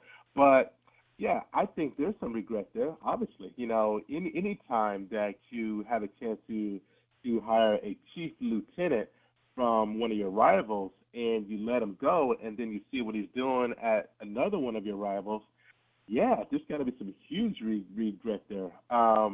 In hindsight, it was not a great move for Washington. And if this job comes open again, if it does come open, I think that I'm not sure they would go with another assistant coach. Again, Mike Hopkins was an assistant coach, had never been a head coach before. And so that was the other thing with Tommy Lloyd, too. Like, I mean, you know, if we're going to set the record straight in terms of history, that there was that a little bit of question with Tommy of just never having been a head coach and sliding over, you know, those few inches there, how would he do? And so, and he never really pursued a head coaching job, you know, before. And so there was that also, you know, those questions at that time. Hey, Percy, we appreciate you taking a few minutes to join us. Great stuff. Always great to talk to a hometown Cleveland guy like myself who has found success out west. It always got, you know, the people say you can always leave home, you can always go back, but it's always great to prosper outside of the hometown constraints, which obviously you have done and continue to do. Enjoy your time here in Tucson and have a great time at the game tonight. I'm loving the sun. I will tell you that much. I should say this afternoon. Have a great time. Percy Allen, he is from the Seattle Times. That is your scouting report for today. That's today's 1290 Scouting Report, brought to you by Ram Plumbing. When your plumbing is in trouble, call Ram on the double.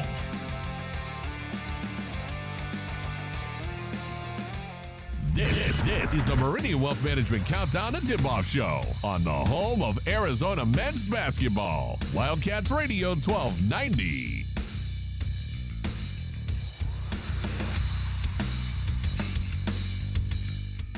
Sean Furrier for Jack Furrier Tire and Auto Care. Now that winter is really here, cooler overnight temperatures mean that your tire pressure warning light could be on. In most cases, you solve the problem by simply adding the correct amount of air to your tires. As always, you can stop by any of our 14-area Jack Furrier Tire and Auto Care locations for a free tire inspection and air pressure check. And if you need help with that low pressure warning light, we fix those too. Check out jackfurriers.com. Jack Furrier Tire and Auto Care since 1960, here to get you there. The Window Depot is proud to sponsor the first look at today's game and would like to invite Arizona Wildcat fans to visit one of their Tucson warehouses. The Window Depot provides over 1,000 in-stock vinyl windows, interior and exterior doors, plus granite and quartz countertops, and a huge selection of custom cabinetry, all at the lowest prices in town. Consider the Window Depot your MVP when it comes to your home improvement needs. Stores are open Monday through Saturday, or order online at thewindowdepot.com. The Window Depot, more than a window store. Have had a moment in their career where they thought, with more control, I would do things differently for my client's sake. This is Natalie Fernandez with Meridian Wealth Management, and our firm was created by advisors with the understanding that we need flexibility, control, and decision-making power to create the best experience for our clients. If you're an advisor interested in learning more about our growing firm, call me at 719-1433 to talk more today. Advisory services provided by Meridian Wealth Management, a registered investment advisor. Does it feel like the price of everything is going up, up, up? We can't control the price of gas or groceries, but at Royal Kia, we never add market adjustments, even while other dealers add fees because inventory is limited. At Royal Kia, you can rest assured you won't pay market adjustments, and we stand by our transparent online pricing. Royal Kia, the dealership that's different. OAC plus tax, title, license, dealer installed options, and $529 doc fee. Royal Kia, Speedway in Columbus or royalkia.com. Cool Willie's Air and Plumbing. Always trust the big guy. Mention your Wildcats and receive $50 off any repair at coolwillies.com. Cool Willie's is proud to be a partner of the University of Arizona Wildcats basketball radio broadcast. Two powerful teams working hard for you to get the job done right every day. Cool Willie's Air and Plumbing. Big enough to help, small enough to care. Remember to mention your Wildcats and receive $50 off any repair. coolwillies.com. Here's an important message from University Termite and Pest Control. The weather is cooler here, and so pests are seeking alternative housing. Do you need a professional? University Termite and Pest Control has been serving Tucson since 1974. You can be assured University Termite and Pest Control will keep you pest-free using the most responsible products and application methods. 28 school districts, 3 hospitals, 2 colleges, 1 university, and thousands of homeowners trust University Termite and Pest Control for the past 50 years. You can too. University Termite and Pest Control. Find us online at bepestfree.com. What do you mean, trenchless? Means no trench. But it's the sewer line. And they did it without ruining my yard. The yard we're standing in? The very same. I don't know if I trust that. I trust that because I trust them. Them? Ram Plumbing. Locally owned and operated Ram Plumbing, offering a comprehensive range of plumbing services from fixtures to installation to trenchless sewer replacement. Turn to Tucson's most trusted plumber. When your plumbing's in trouble, call Ram on the double. Online at bestplumbertucson.com. The new Blue Whale Car Wash, formerly Octopus Car Wash, is now open. They're locally owned and operated and offer many ways for you to save. Start now by downloading the Blue Whale Car Wash app. Then visit their website at bluewhalecarwashaz.com to find a location near you. Don't forget to follow them on Instagram and Facebook for even more savings. And for a limited time, their exterior-only wash is $5 at all 4 locations. Blue Whale Car Wash, proud radio sponsor of the University of Arizona Wildcats. The Meridian Wealth Management Countdown to Tip-Off Show continues on the home of Arizona men's basketball, Wildcats Radio 1290. Key shot, looking inside, nothing there, put it on the floor, drive inside, missed everything, but Ballo there for the rebound and laid it in off the glass. Umar, right place, right time, he's got 9 points.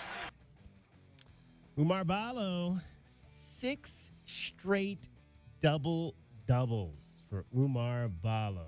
Pretty impressive for the senior big man out of Culacado, Mali. And this week, Tommy Lloyd had talked about that feat. Umar's playing with good energy. He's playing with really good energy. And, I thought he made 4 huge free throws down the stretch of that game. So, I'm proud of him. I'm proud of him the way he's been playing. And, he's got to continue that because he's a great player. 6 consecutive double-doubles. No Arizona player has done that in over 25 seasons. He's got 26 career double-doubles. That ranks 7th all-time in program history. And in the last 12 games, he's averaging 16 points and 13 rebounds. Pretty incredible. 25 seasons that nobody has done that. Who is that, Mike Wright?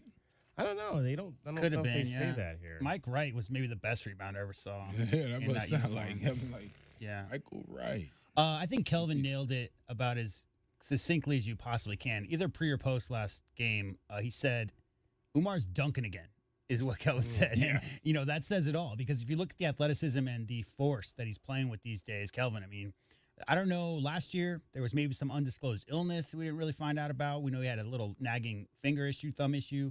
But right now, the way he's playing, going up after shot blocks, that's not necessarily something we've seen. But, yeah, his athleticism is coming through in the stat lines you're seeing 6 straight double-doubles because he's super active down there. Yeah, somewhere in there he took it personal a couple of those games when he wasn't finishing, and it just seemed like he may have heard a couple people questioning him why he isn't dunking around there, and it seems like he's trying to do one of those Shaq things and tear the rim down because some of those dunks, two-hand dunks, have been monstrous. The record for consecutive double-doubles is believed probably because they can't coordinate records back maybe this far, believed to be 10 straight, and it happened 49 years ago. Yeah, that's the other Elliott, maybe? No. Pete? There was a couple of guys there in the Snowden era that were... Al Fleming. Yeah, Al Fleming. Double-double machines. Yeah, Al Fleming back in 1974, 1975, believed to be the record there with 10 straight double-doubles. Yeah, and Who knows, though, if that had happened in the 50s. And Will Chamberlain is believed to be the all-time shot block leader in NBA history, but they didn't count shot blocks back then. So. Wildcats did finish. We mentioned early in the ball game. There was the missed dunk or the turnover chance dunk by Caleb and the missed layup by Jaden Bradley. But overall, the Wildcats did finish the ball better at the rim in the game against Washington State. It seemed like it. I don't know our shooting percentage. 44. I'd like it more. Hey. You have 2 breakaways, Jaden and Caleb, what are the chances? You miss a wide open lay-in and then, a ball falls out of bounds. I'd never seen Caleb do that. So, but hey, listen, you can say all these things, but, you make that that basket early. It doesn't mean, you're going to win by 1 point later or whatever. It's not how games are decided. I love how coaches just move the needle. It's not what happens at the end of the game. It happens through the game, and then you miss a layup in the first half or a shot in the first half. That they like to move the needle. It's simple like this. Like, you think about it like this: if there's 2 seconds left and you got a 3-pointer down 2 and you miss it, that shot cost you the game. Shot didn't go in, you lost the game. But guess what? If you miss a free throw with 10 minutes left in the game, you can't project that out for the next 10 minutes of the game because everything changes. It's like some time travel movie or whatever. It's like you're changing the past. So it's like you go back and if you make a free throw there instead of missing it, well, guess what? The Cougars come back. Maybe they have a different philosophy on their next offensive set. Everything changes based on the results. So, yeah, I mean, it's tough to point to one play in any game because every play impacts the game. But when you're talking about 2 missed layups, blown wide open layups in a game you lose by 3, obviously everybody's going to look to those If you shoot 63% from the line in a game you lose by 3 points, everybody's going to look to those missed opportunities that you left points on the board. And me, I more so look to a guy getting hot. Y'all always hear me talk about this. When another guy is kind of going off and he's the leading guy, you have to at some point try to address him. To me, that's the bigger issue. Or if it's an issue, I mean, they're 20-6. But what I'm saying is, to me, when a guy's playing well, you're talking about Pope. Yeah, and in this sense, I'm talking about and even Wells this time. Yeah, Wells. When you're playing well, I gotta get you. I can't let it be that guy. I have shooter. Yes, shooter. Yeah, I'm screaming every time. Get him, double him. I mean, I ain't gonna lie. When I'm coaching, a lot of times, I'm talking to that kid. I'm like, hey, get the shooter. Stay with him. I'm always saying stuff to make that guy think that we're worried about him and we're on him, because I understand that if you don't watch out for guys that are playing well and you don't let them know that they have your complete attention, they can just keep knocking shots down on you. I just feel like a little better defense. I mean, everybody keeps talking about the scoring. A little better defense. Washington State won this game because of their defense, not because of their offense. He did hit a big shot right there, but I think it was their defense that got him in that position. Yeah, he had a couple big shots. Oh, I mean, yeah. Wells, he got fadeaway 2-pointer at the end. That deep one, my goodness. Yeah. Well, the Wildcats, in terms of scoring at the rim, the layups and dunks category, which we've been talking about a lot this season, 67%, so it was not a bad number. In that respect, you heard Tommy mention that they shot 45% on the game, but around the rim, 16 of 24 shots made, and they made all the dunks in this ball game. Yeah, so because much Caleb better than what we had seen. Caleb doesn't get a missed dunk on that. He gets a turnover. That's a turnover, right? He never got it up for it to be a missed shot in that respect. All right, who's going to be that Husky that gets underneath the Wildcats' skin today? Who is today's Pest of the Game? The Pest of the Game is brought to you by University Termite and Pest Control. Check them out at BePestFree.com. All right. I'll go first. I was looking for somebody obscure here, as I always try to find. I kind of liked Wilhelm Bradenbach just because I think that's a kind of a cool name. It's a great name. Wilhelm Bradenbach out of Nebraska by way of Mater Dei. I haven't heard about a lot of the Mater Dei kids. Do they still play basketball there? Well, they had that coach, right, for like 35 years. He retired. So, yeah. Like, I haven't had any Mater Dei stars come through Arizona in a while. What was his name, Colin? Sure. Oh, Miles' coach? Because I know he was there. I know exactly. I'm blanking on it. Yeah. Blanking. So I'm going to go with Moses Wood as my pest of the game today. 6'8" forward, graduate, another transfer. Played at Portland out of Reno. Moses Wood, he can block some shots. He can steal the basketball, which is kind of like what I like from my pest. So Moses Wood will be my pest of the game. Gary McKnight. Gary McKnight. That's exactly him. Yep, yeah. Gary McKnight. Coach over there. I'm going to go with Braxton Mia, man, just because shot blockers give us problems. And they play a zone where he's standing right in the middle, and he's athletic, is all outdoors. So, yeah, to me, he's the guy. But also watch out for Nate Calamise. He's a kid out of Phoenix, transfer from Lamar University, big scorer. Watched him play a lot in his senior season. So, yeah, you got to watch him too. Gilbert Mesquite High School. Gilbert, yep. Who was your guy, DK? Mine was Moses Wood. I'll go with Corin Johnson. just because he's leading them in steals per minute. Not the two guys you think of when you think of these guys as far as Keon Brooks, Sever Wheeler.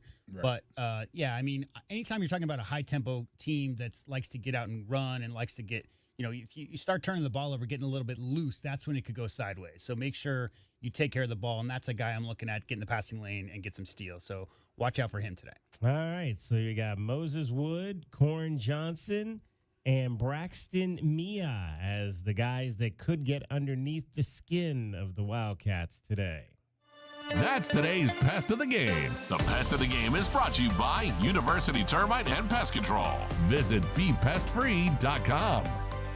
1 hour left to go for us, and it is the Meridian Wealth Management Countdown to Tip-Off Show. Arizona, number 4 in the country for the moment, hosting the Washington Huskies in a noon start time here in Tucson. Along with Calvin Ifan and J.W. Madden, I'm David Kelly. You're listening to Wildcats Radio, 1290. This hour of the Meridian Wealth Management pregame show is brought to you by Blue Whale Car Wash, Caruso's Italian Restaurant, Cool Willie's Air and Plumbing, The Diamond Store, Goldberg and Osborne, Goodfellas AC, Humane Society of Southern Arizona, Lexus of Tucson, Nova Home Loans, Recon Auto Detail, Ride Now Power Sports Tucson, Tucson Police Department. Sean Furrier for Jack Furrier Tire and Auto Care. Now that winter is really here, cooler overnight temperatures mean that your tire pressure warning light could be on. In most cases, you solve the problem by simply adding the correct amount of air to your tires. As always, you can stop by any of our 14-area Jack Furrier Tire and Auto Care locations for a free tire inspection and air pressure check. And if you need help with that low pressure warning light, we fix those too. Check out jackfurriers.com. Jack Furrier Tire and Auto Care since 1960, here to get you there. Coach Tommy Lloyd here. Right Way Heating, Cooling, and Plumbing is the ultimate team when it comes to your home's comfort. Thinking about replacing your heating and air system? It's February at Right Way. These are some of the slowest months of the year. We have equipment in stock and our crews are available. And to spark business, we're including an 80% furnace absolutely free with the purchase of an air conditioning system. And if that's not enough, we'll include a Wi-Fi thermostat, 10-year parts and labor warranty, plus we have zero interest financing available. Call or text 520-200-2422 or visit rightwayac.com. Does it feel like the price of everything is going up, up, up? We can't control the price of gas or groceries, but at Royal Kia, we never add market adjustments, even while other dealers add fees because inventory is limited. At Royal Kia, you can rest assured you won't pay market adjustments, and we stand by our transparent online pricing. Royal Kia, the dealership that's different. OAC plus tax, title, license, dealer installed options, and $529 doc fee. Royal Kia, Speedway in Columbus or royalkia.com. At Nova Home Loans, we believe everyone deserves the opportunity to enjoy the independence that comes with home ownership. Whether you're a first-time home buyer who needs down payment assistance, have less than perfect credit, or looking to refinance, Nova has a variety of home loan programs for your unique situation. Visit novahomeloans.com or call 800-955-9125 to learn more. Not a commitment to lend or extend credit. Rates and available loan programs are subject to change without notice. NMLS 3087, BK 0902429, Equal Housing Opportunity. Think of waking up with energy, standing tall and feeling free. Think First Chiropractic, good health is to enjoy. First Chiropractic offers military discounts to retired and disabled veterans, and they now accept patients with excess insurance. For more information and to find the location nearest you, visit firstchiro.com, the most trusted name in chiropractic care. First Chiropractic, good health is to enjoy. Tired of dry, itchy skin? Have mineral buildup at every faucet. Ram Plumbing's affordable, green, eco-friendly water softener and alkalized purification systems are built right here in our great state of Arizona and use a fraction of the wastewater as their competitors. Want soft water, non-chlorinated, or the best alkalized drinking water? You can trust Ram Plumbing to be your one-stop shop. Ask about their Water Taste Challenge. 40th year anniversary savings, up to $500 off water systems and $40 off any service. If your plumbing's in trouble, call Ram on the double. Experiencing the Sonoran Desert's natural wonders comes easy at Rock & Kay, nestled at the base of the Rincon Mountain foothills. Enjoy stunning mountain views up close every day. 6 model homes are now open to tour at Del Webb at Rock & Kay. Here, life is about more than just beautiful homes. It's about the experiences waiting outside your front door at this new 55-plus active adult neighborhood. LiveRockandK.com. Designed by nature, built for you. Proud U of A radio broadcast sponsor.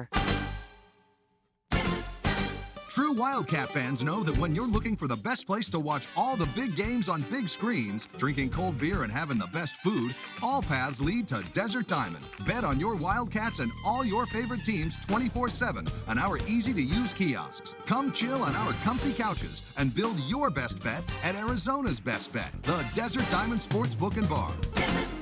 An enterprise of the Thana Autumn Nation. Problem gambling? Call 1-800-GAMBLER. Desert Diamond Casino is licensed in Arizona. The Meridian Wealth Management Countdown to Tip-Off Show continues on the home of Arizona men's basketball, Wildcats Radio 1290. Let's take a look at the Right Way Rundown and see what's coming up on our pregame show. Brought to you by Right Way Heating, Cooling, and Plumbing. Do things the right way. All right, final hour of the show as we get you set for the Wildcats and the Washington Huskies today at McHale Center. Best bets are straight ahead. U of A 15-point favorite.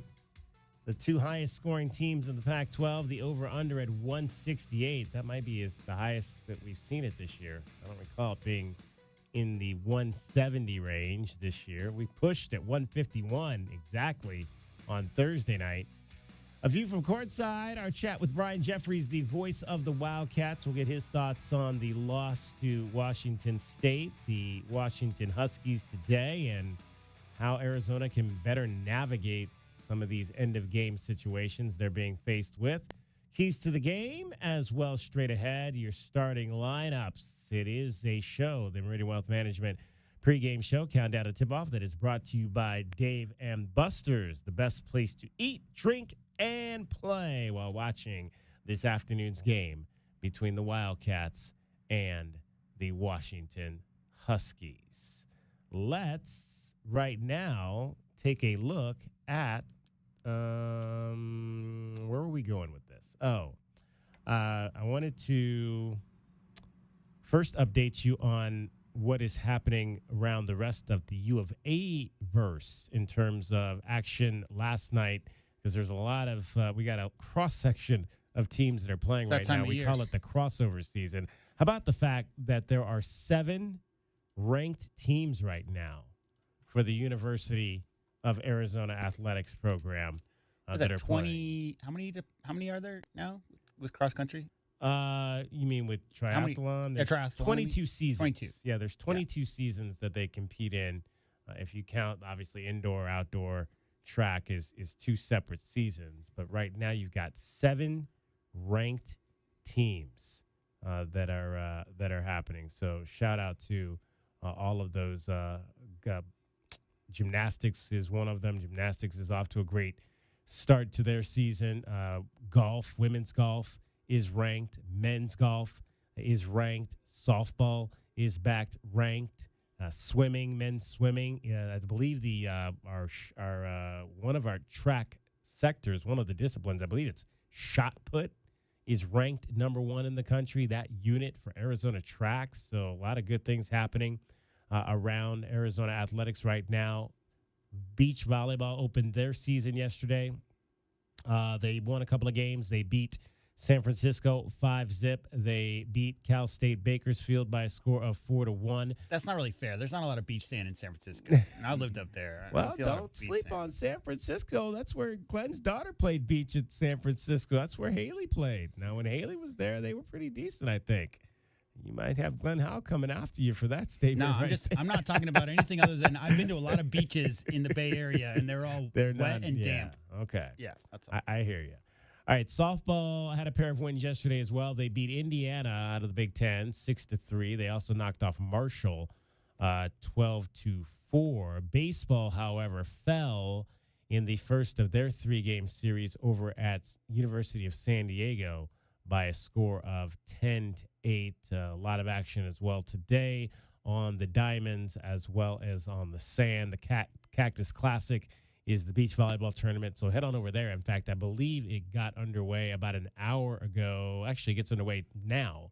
And Arizona is on the beach right now. They're taking on UTEP. So if you're on campus early for the game, hop on over to Bear Down Beach and check out the ladies as they play their third contest of the season. All right, let's go back and hear once again from Tommy Lloyd on if he thought let's see, where am I? I'm all over the place here. Tommy Lloyd this week talked about Caleb Love, and we've been kind of going back and forth on this Pac-12 most valuable player race with obviously Isaac Jones coming in here and adding his name. They are now the first place team. We'd kind of been talking about Caleb Love versus KJ Simpson, but now you've got to put Isaac Jones and potentially Miles Rice into that conversation as well. Tommy Lloyd, though, continuing to stump for his guy. I'm going to let his performance speak for itself. I mean, all I can say is he's been great to coach. He's been very consistent in his approach to things, and I'm proud of him. I'm proud of him. We have a lot of work to do. We'll share all the over-the-top compliments for later. But I'm proud of him, and I think it's a great story. And it's that this is a young man who obviously has been a talented basketball player for a while, and he had to kind of endure and overcome some tough times. And for him to see him come out the other side of that, hopefully better than he was before, it's really cool, and it's fun to be part of that. Well, it's going to be very interesting now with Washington State in control of this conference. Is it now Isaac Jones and Caleb Love? I do. I think so. I said that before. I think that is exactly who it is right now for this race, and it's going to have a lot to do with these last few games to come out to see who actually win it. And I think it's going to go down to who wins the conference. We said that weeks ago. I mean, it's always been best player, best team in this conference outside of a dude who's averaging 25 and 13. Like if you see some outrageous numbers, there's been a few times. Sharif's the guy I always think of because that was not a great team he played on, but he was unquestionably the most valuable player in the conference.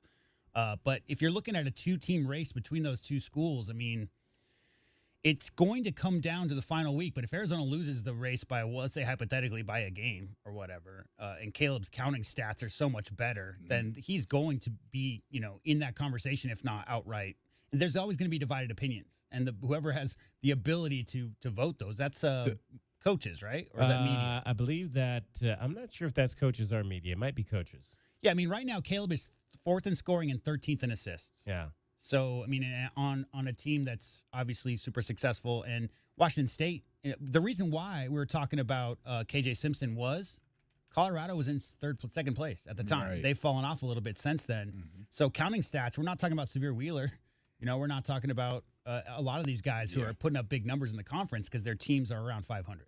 So, and I guess I'll pitch it this way. Do you look at it as, quote, an election where you've got two potential candidates on the same team in Miles Rice and Isaac Jones who might split votes? Yes. And as a result of that, Caleb Love, well, because he's not necessarily in that situation because there's not a clear second player of the year on the Arizona Wildcats. Right?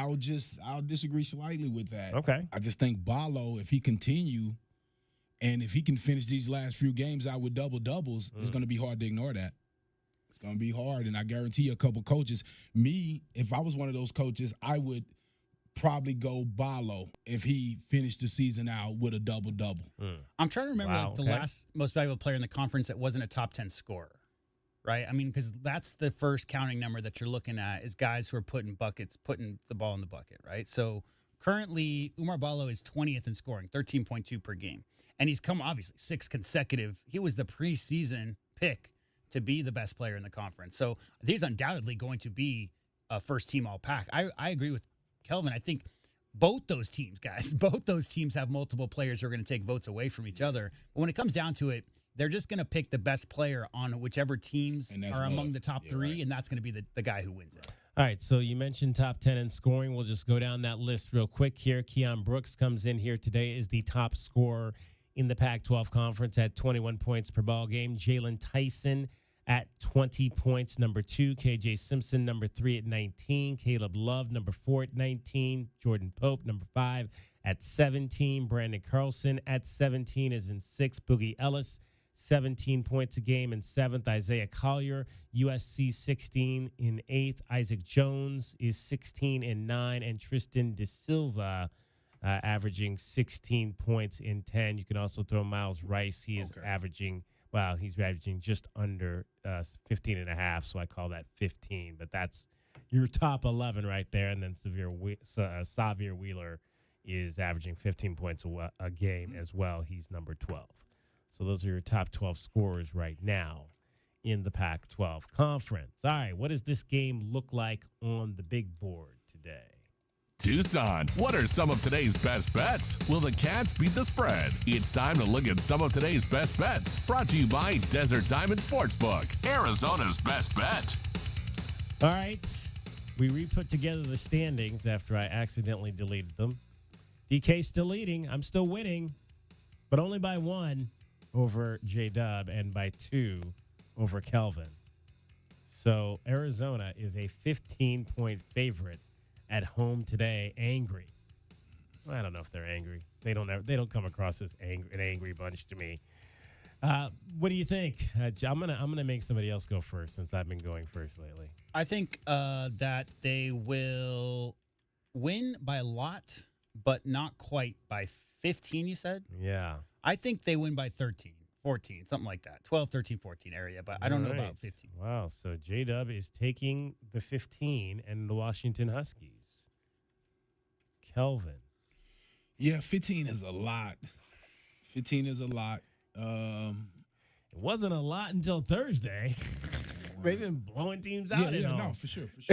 Just that zone defense, though. That's, to me, that zone is what's making me. If Washington didn't run the zone, everything else was the same, and Washington didn't run the zone, I would take it. Although I will say this, according to Percy Allen, who we talked to, they haven't been running as much zone this year. It's not like exclusively 40 minutes of that Syracuse zone. They've been doing a little bit more man this year. No, for sure they have. But I guess what I was trying to say was, I expect if I was them against after watching Arizona, yes. Yes, I guess that's what I'm saying. I'm expecting more zone from Washington. So, yeah, I can't. I have to take Washington with the points. UW plus the 15. Right. Well, I guess the safe pick when you're ahead is to go with what everybody else is going to do, right? So, I mean, if you're gaming but I'm the not system doing and that, you man. care about wins so much, I think this team is gonna. I think they're gonna blow them out. I think we're gonna be back to the blowouts today. So I'm gonna take Arizona and lay the 15 points. I mean, what was the school up north? That line was like 13. Yeah, and they won by 45. So yeah, it's a good. I think it's back to the blowouts today. All right, the over under is 168. Again, these two teams combined to score 170, 90, and 88. Well, 100 close to 180, 90 and 81. I think it is 171. Yeah, I mean, I'll go first again. I think that I'll go over just because I think the only way Washington wins this game is by putting points on the board. I don't think that they're going to be able to, effectively stop Arizona's offense, nor will that be their game plan. Zones and mixing up the defense is going to happen, but I could see both teams getting out and running quite a bit, two fast-paced teams. So, yeah, I'll go over. Yeah, I'm going to take the under. I'm going to take the under on this. That just seemed like a big number. Seemed like a little too big. It is big. It is a big number, and it didn't look like they were going to get to that number in the last game. Yeah, that's tough. 168. I think I'm going to go under on that, too. I think I'm going to go under. And I think it'll be in the 160s, but I don't know if it'll be that high. All right, so I take the under. Kelvin takes the under. I'm laying 15 U of A. Kelvin's taking 15 in Washington. J-Dub is taking 15 in Washington and going over the 168. That's how it looks on the big board.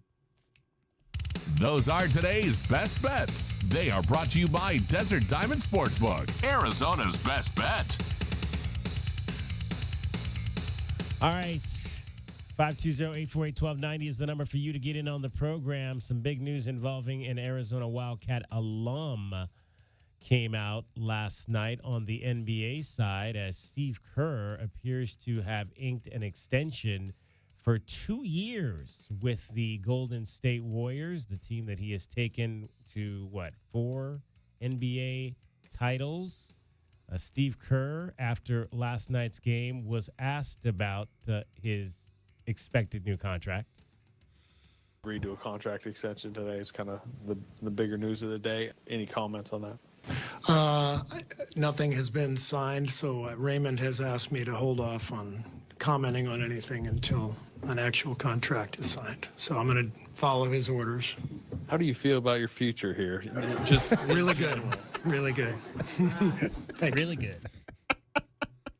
Steve Kerr, ladies and gentlemen, Arizona basketball class of 1989. You think it's a coincidence that contract matches the contract of one Stephen Curry? Yeah, that'd be a good way to do it, I would think, right? Well, I mean, that's what happened with the Bulls, right? Yeah. I mean, all their basically Jordan and all those and Phil and all those guys' contracts ran out in the same year. That's why they all kind of fell apart. So yeah, Steph's got 2 more years on his contract as well. So this contract, 2 years, $35 million extension, will make Steve Kerr the highest paid coach in NBA history. His deal set to expire at the end of this season, and his $17.5 million per year extension takes him through, again, the 25-26 seasons. You mentioned it does align with Stephen Curry's contract. I'm sorry, go ahead. Real quick, Pop makes more annually, according to sources, but he also is the coach and the president. So contracts in the last 20, 25 years have gone crazy. It wasn't quite like that back in Kerr's playing days, and he was a role player, So I would be curious to know what his career earnings were, and relative to the 17 whatever million as a head coach now, you could definitely pretty easily do that math and figure out, if this 2 years of coaching and, in his, 9-10 years into his time there at with the Warriors is somewhere close to, if not exceeding, what he made as a player. Oh, absolutely. Oh, yeah. No, not even close. I think we could probably, I'll look it up. Yeah, I got Sport Track up here, and man, there were some years where he made $100,000. Imagine that. Yeah.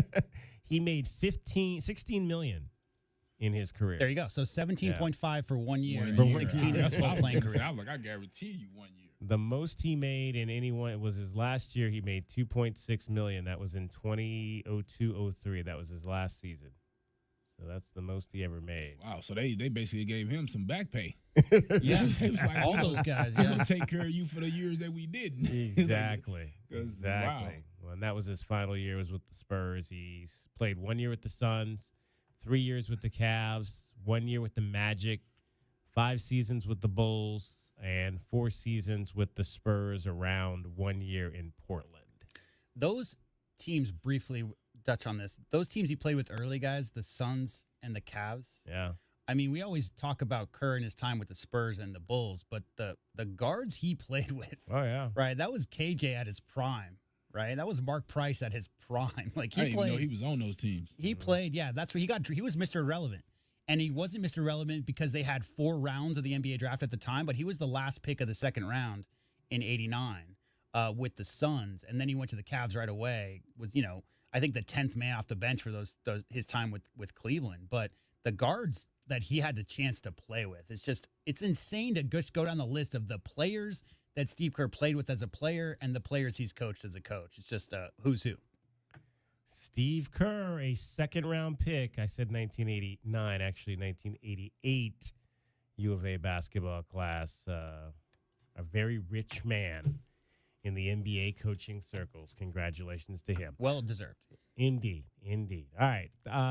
We'll take a break here. We'll come back. We'll chat quickly with Brian Jeffries as he gets set to call this game today. Arizona and Washington. It's the Meridian Wealth Management Countdown to Tip-Off Show. With Kelvin Efon and J.W. Madden, I'm David Kelly. You're listening to Wildcats Radio 1290.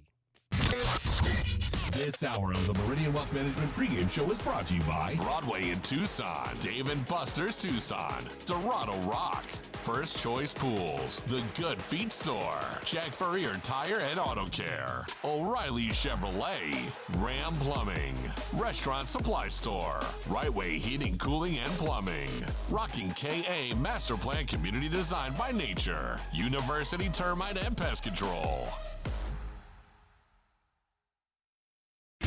Frog and Firkin, a standout among the bars and restaurants in the University area. Frog and Firkin does what very few pubs can, combine a festive atmosphere and great beer with a menu that could stand on its own in any restaurant setting. A sports enthusiast dream with over 30 TVs, 30 beers on tap, and over 100 import and domestic bottles. Daily drink and food specials, and the kitchen is serving until 10. A standout in the University area. Frog and Firkin. Eat local, support local. frogandfirkin.com. Does it feel like the price of everything is going up, up, up? We can't control the price of gas or groceries, but at Royal Kia, we never add market adjustments, even while other dealers add fees because inventory is limited. At Royal Kia, you can rest assured you won't pay market adjustments, and we stand by our transparent online pricing. Royal Kia, the dealership that's different. OAC plus tax, title, license, dealer installed options, and $529 doc fee. Royal Kia, Speedway in Columbus or royalkia.com. Day in and day out, we're inundated with commercials asking to review your portfolio or telling you to get a second opinion. This is Natalie Fernandez with Meridian Wealth Management, and I want to share the advice I give people every day. Talk to 3 different advisors at 3 different firms. It's important to understand their differences and find someone you can trust. I want Meridian to be one of your 3, and then you will decide who is best for you. To learn more, call us at 719-1433 today. Advisory services provided by Meridian Wealth Management, a registered investment advisor. Sean Furrier for Jack Furrier Tire and Auto Care. Our beautiful Arizona winter weather brings cooler overnight temperatures, which means some of you are now seeing your vehicle's low pressure warning light. Colder overnight temperatures can lower your tire's pressure just enough to trigger a warning light. But don't worry, many times the solution is simply adding the correct amount of air to your tires. Then get back to enjoying the fantastic winter weather. If adding the air doesn't do the trick, stop by any of our 14 area Jack Furrier Tire and Auto Care locations for a free tire inspection and air pressure check. And if you need help with the low pressure warning light, we fix those too. Mention this radio offer for free installation with the purchase of any new tire pressure sensor. We'll install it in your wheel and rebalance your tires absolutely free. You'll find even more specials to get your car road trip ready at jackfurriers.com. So call ahead, make an appointment online, or just drop by. Jack Furrier Tire and Auto Care. Since 1960, we're here to get you there. I'm a big believer in investing into what the wealthiest people in the world invest into. But it's not easy to know exactly what that is, and it hasn't always been possible for regular folks like you and I. But that's changing. I'm Jeff Jr. with Trajan Wealth, and if you've done a good job acquiring some assets, now is the time to consider private equity. Private equity is ownership of private companies that aren't traded on the stock market and in most cases are very exclusive. Examples could include ownership of apartments or nursing homes, dental practices, solar farms, you name it. Why do so many billionaires invest into private equity? Because of historically low correlation to the stock market and historically higher returns. If you have a goal with your portfolio but aren't there yet, call Trajan Wealth today. Call 321-4100. That's 321-4100. Advisory services offered through Trajan Wealth, LLC, an SEC-registered investment advisor. May require accreditation. Did you know Economy Plumbing Service specializes in 2-day in-home repiping? So get rid of that old galvanized or polybutylene pipe and give us a call at 885-3510. Also, while we're at it, is your water heater acting up? Are your toilets backing up?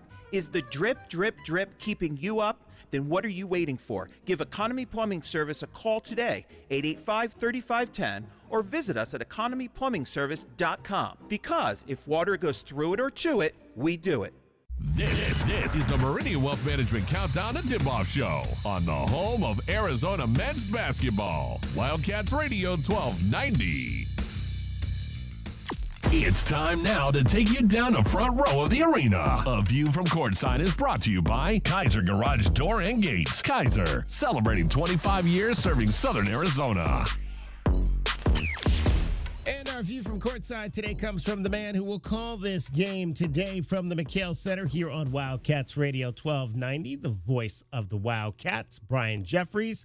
We chatted with Brian on Friday, and I asked him about the loss to Washington State and if the Cougars were a team he had any idea could be the surprise club this year in the Pac-12 Conference.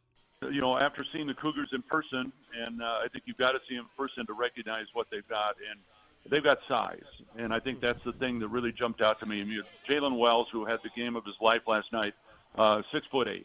Isaac Jones, 6'9". Robin Chanelu, 6'11", coming off the bench, played excellent off the bench last night. Yakomowski is 6'8". Hinsu, 6'7". Oscar Clough is 6'11".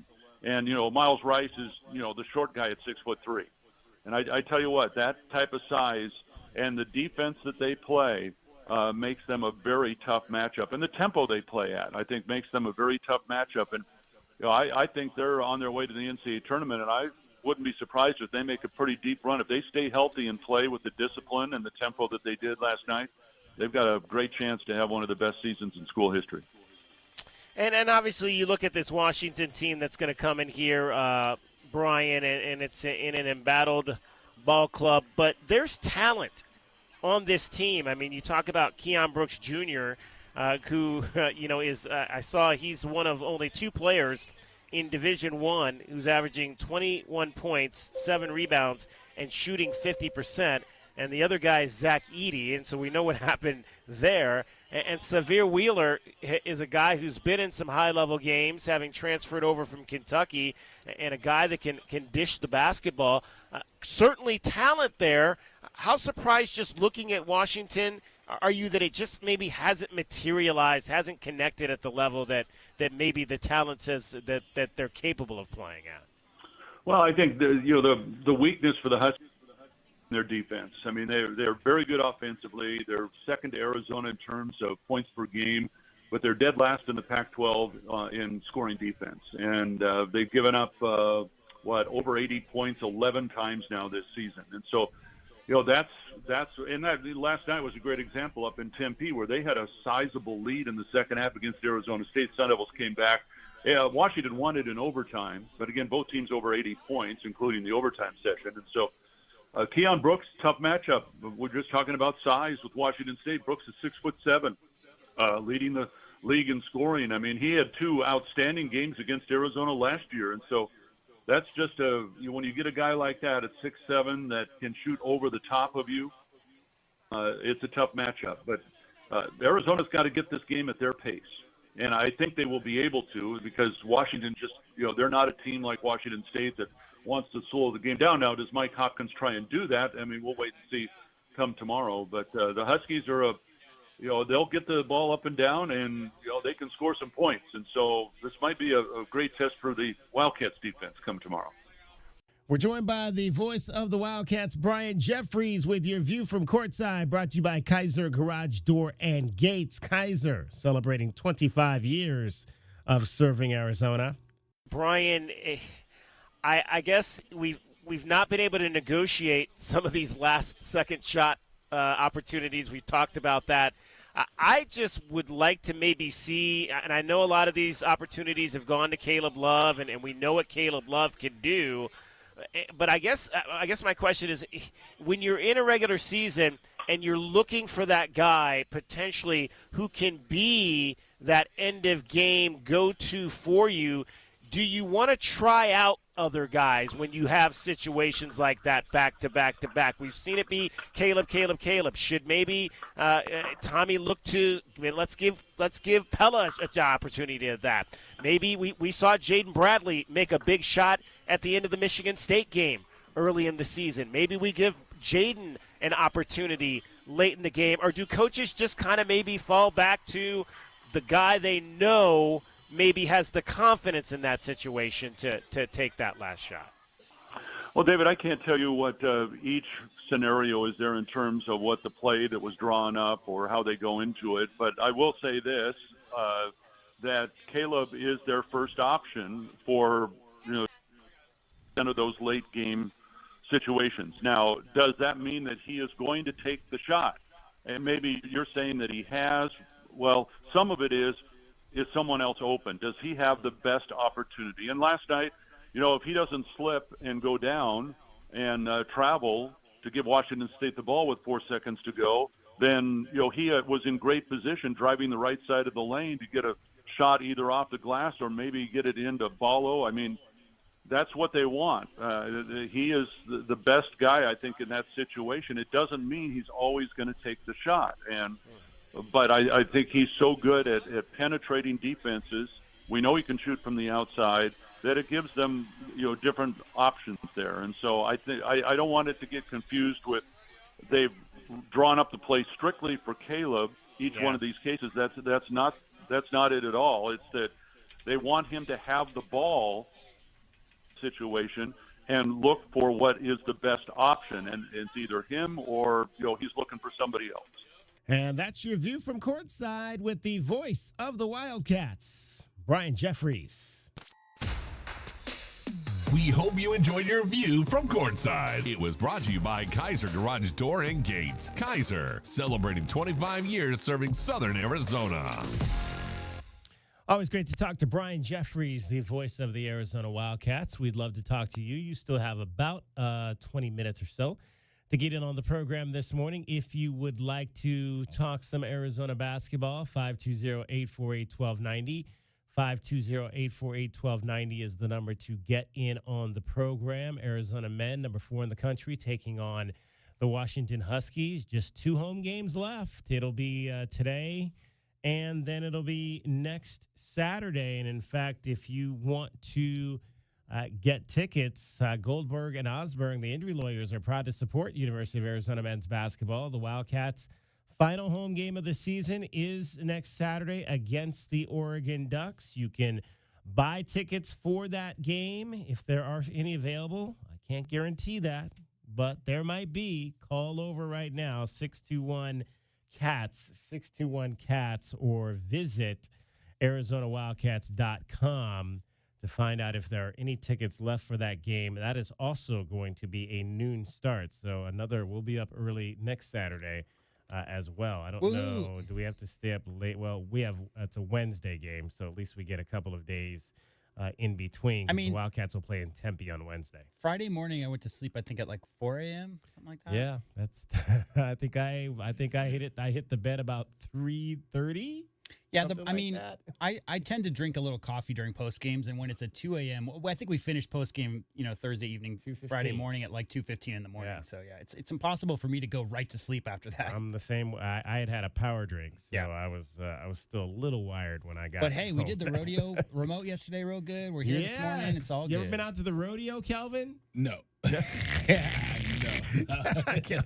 That was a quick no. I'll have to admit, Kelvin, that was my first time. We had the mesquite rodeo. The rodeo. We had the big mesquite rodeo thing in Dallas, and I used to drive by it all the time. And it looked interesting because it looks like the Cowboy Stadium. It was huge, but I never had a chance to stop by there and check it out. But I like steer wrestling. Yes. Steer wrangling. Yeah, I like that. I like the roping. I'm a Texas boy. I like the roping. There you go. I know how to swing the rope around. I know how to throw it out there a little bit there. You've never been, but you got some skills. Apparently, it sounds like. Yeah. No, I learned. I used to do a little pig wrestling. Sometime with my grandfather, we used to have to wrestle those pigs down and do some things to them. But yeah, I got some experience in the country. Somebody asked Tommy Lloyd this week if he might be headed out to the rodeo. Is your daughter trying to drag you to rodeo, by the way? She's into it, yeah, but I've been a little busy, so this is not a good time of year for me. I'm gonna ask Tucson, can they move the rodeo to the off season, and then maybe I'll participate a little bit more. So, but nope. Yeah, no, I don't know what the story is with Tommy's daughter, and I guess maybe she's, I don't know if she partakes in any of the wrangling or anything like that. But yeah, Tommy's not heading out there anytime soon. He's got a basketball team to coach to a potential national championship. But get on out to the rodeo. We were out there on Friday. Great time. As I was saying, it was indeed. No pun intended. It was indeed DK's first rodeo. I do have some sound of Tommy talking about his daughter. Oh, ready? Yeah. All right, here was 2 weeks ago during I think it was the Tommy Lloyd radio show. Okay. And he was asked by one of the participants who gave Brian Jeffries a question to ask Coach, and here's how that went down. Okay. All right, one more here before the break. What should I know about my daughter wanting a horse? Don't do it. Okay. I didn't even listen to country music before I moved to Tucson. And the next thing I know, 2 horses and 2 trailers and a truck. Thank goodness for Chanel because, I really don't participate much in the horse stuff, and she does it. And, if you ever see, a good-looking lady driving around in a Dodge Ram 4500 dually, that's Chanel. She has, it really is, it's a Dodge Ram 4500 dually. I've never drove it. And she hooks up the trailers, backs them up, does all the stuff, and she's a lot tougher than I am. Right. Well, thank you, Chanel. Hey, and isn't that what Cricket said? Those cowboy women are tough. Oh, yeah. Very tough. Tough ladies. Yeah. Tough ladies for sure. Wow. So I've never heard of a Dodge dually. Is that like? We had one. My grandfather had one. Really? Yeah, that's with the big. It's 2 tires on the back. On both sides of the truck. Yeah. Dual tires. I get it now. See, I'm not even a truck guy. Yeah, we had to put that hay on the back of those things. So yeah, and had a big trailer and you pulling cows and stuff. So Tommy Lloyd has 2 horses. His daughter has 2 horses. Wow. Also.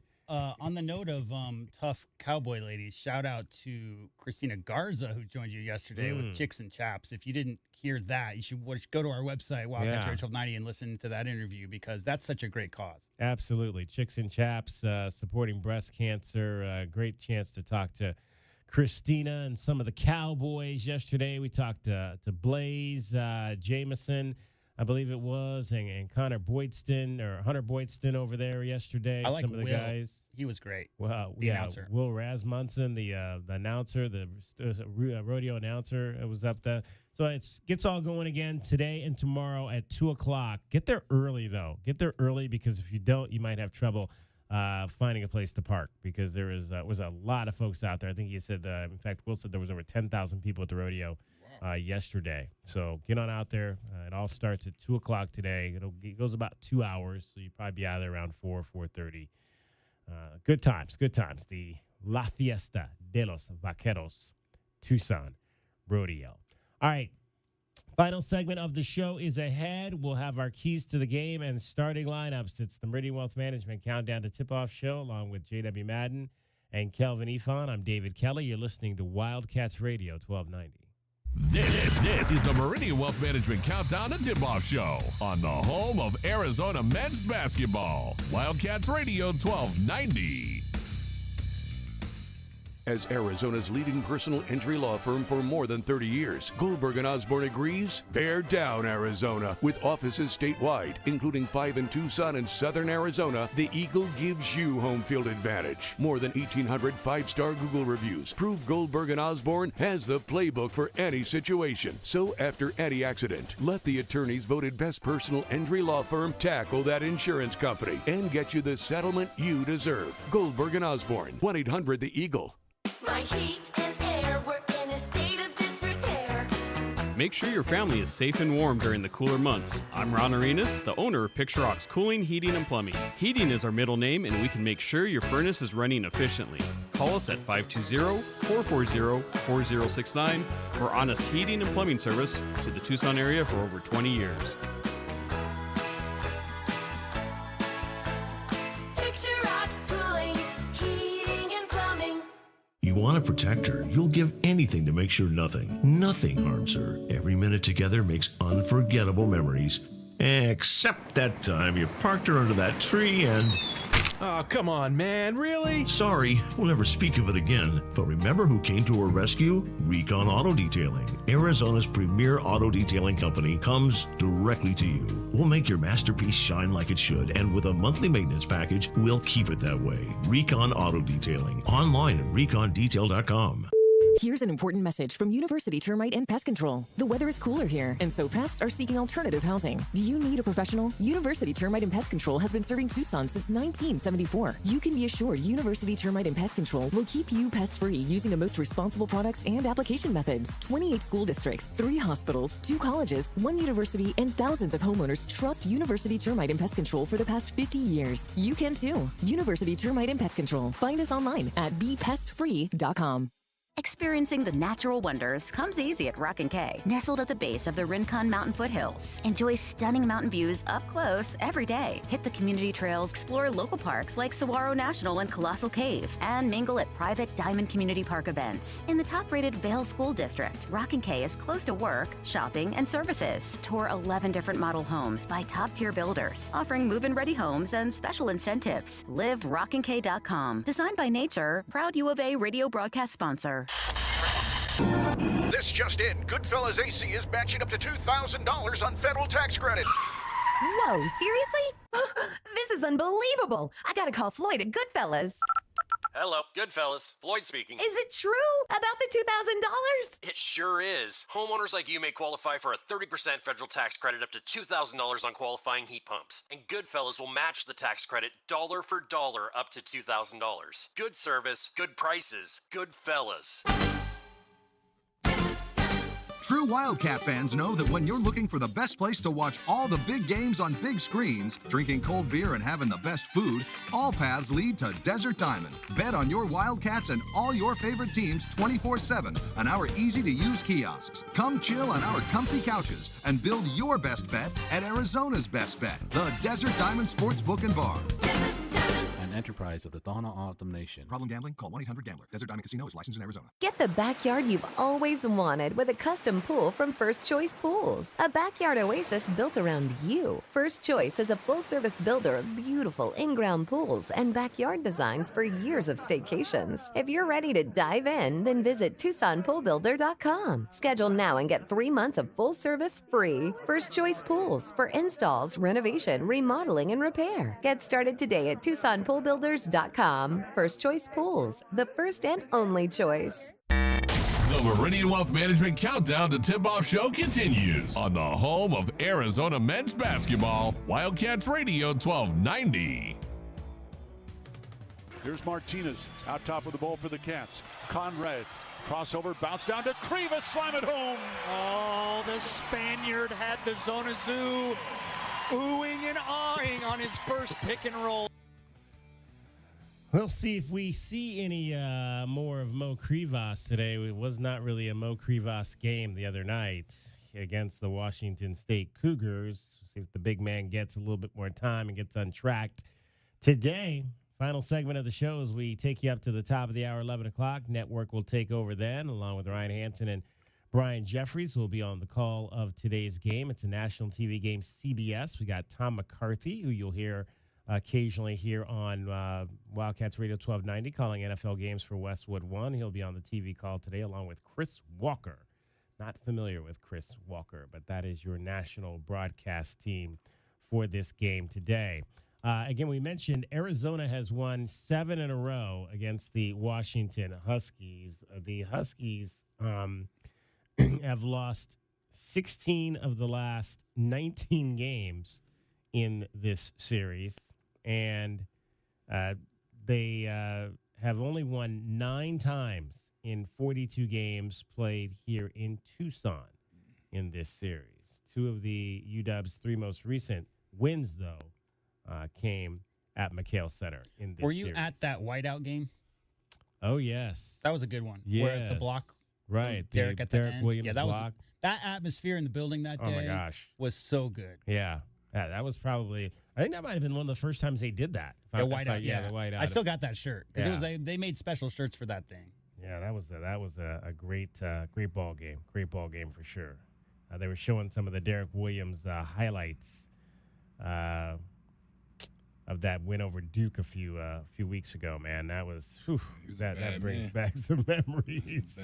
That brings back some memories. At the time, he was the highest drafted Wildcat in history before DeAndre Ayton ascended to the number 1 spot a few years ago. Derek Williams. Should have been Sean, but I think Danny Ferry went ahead of him. Yeah. Bibby was 4, 3.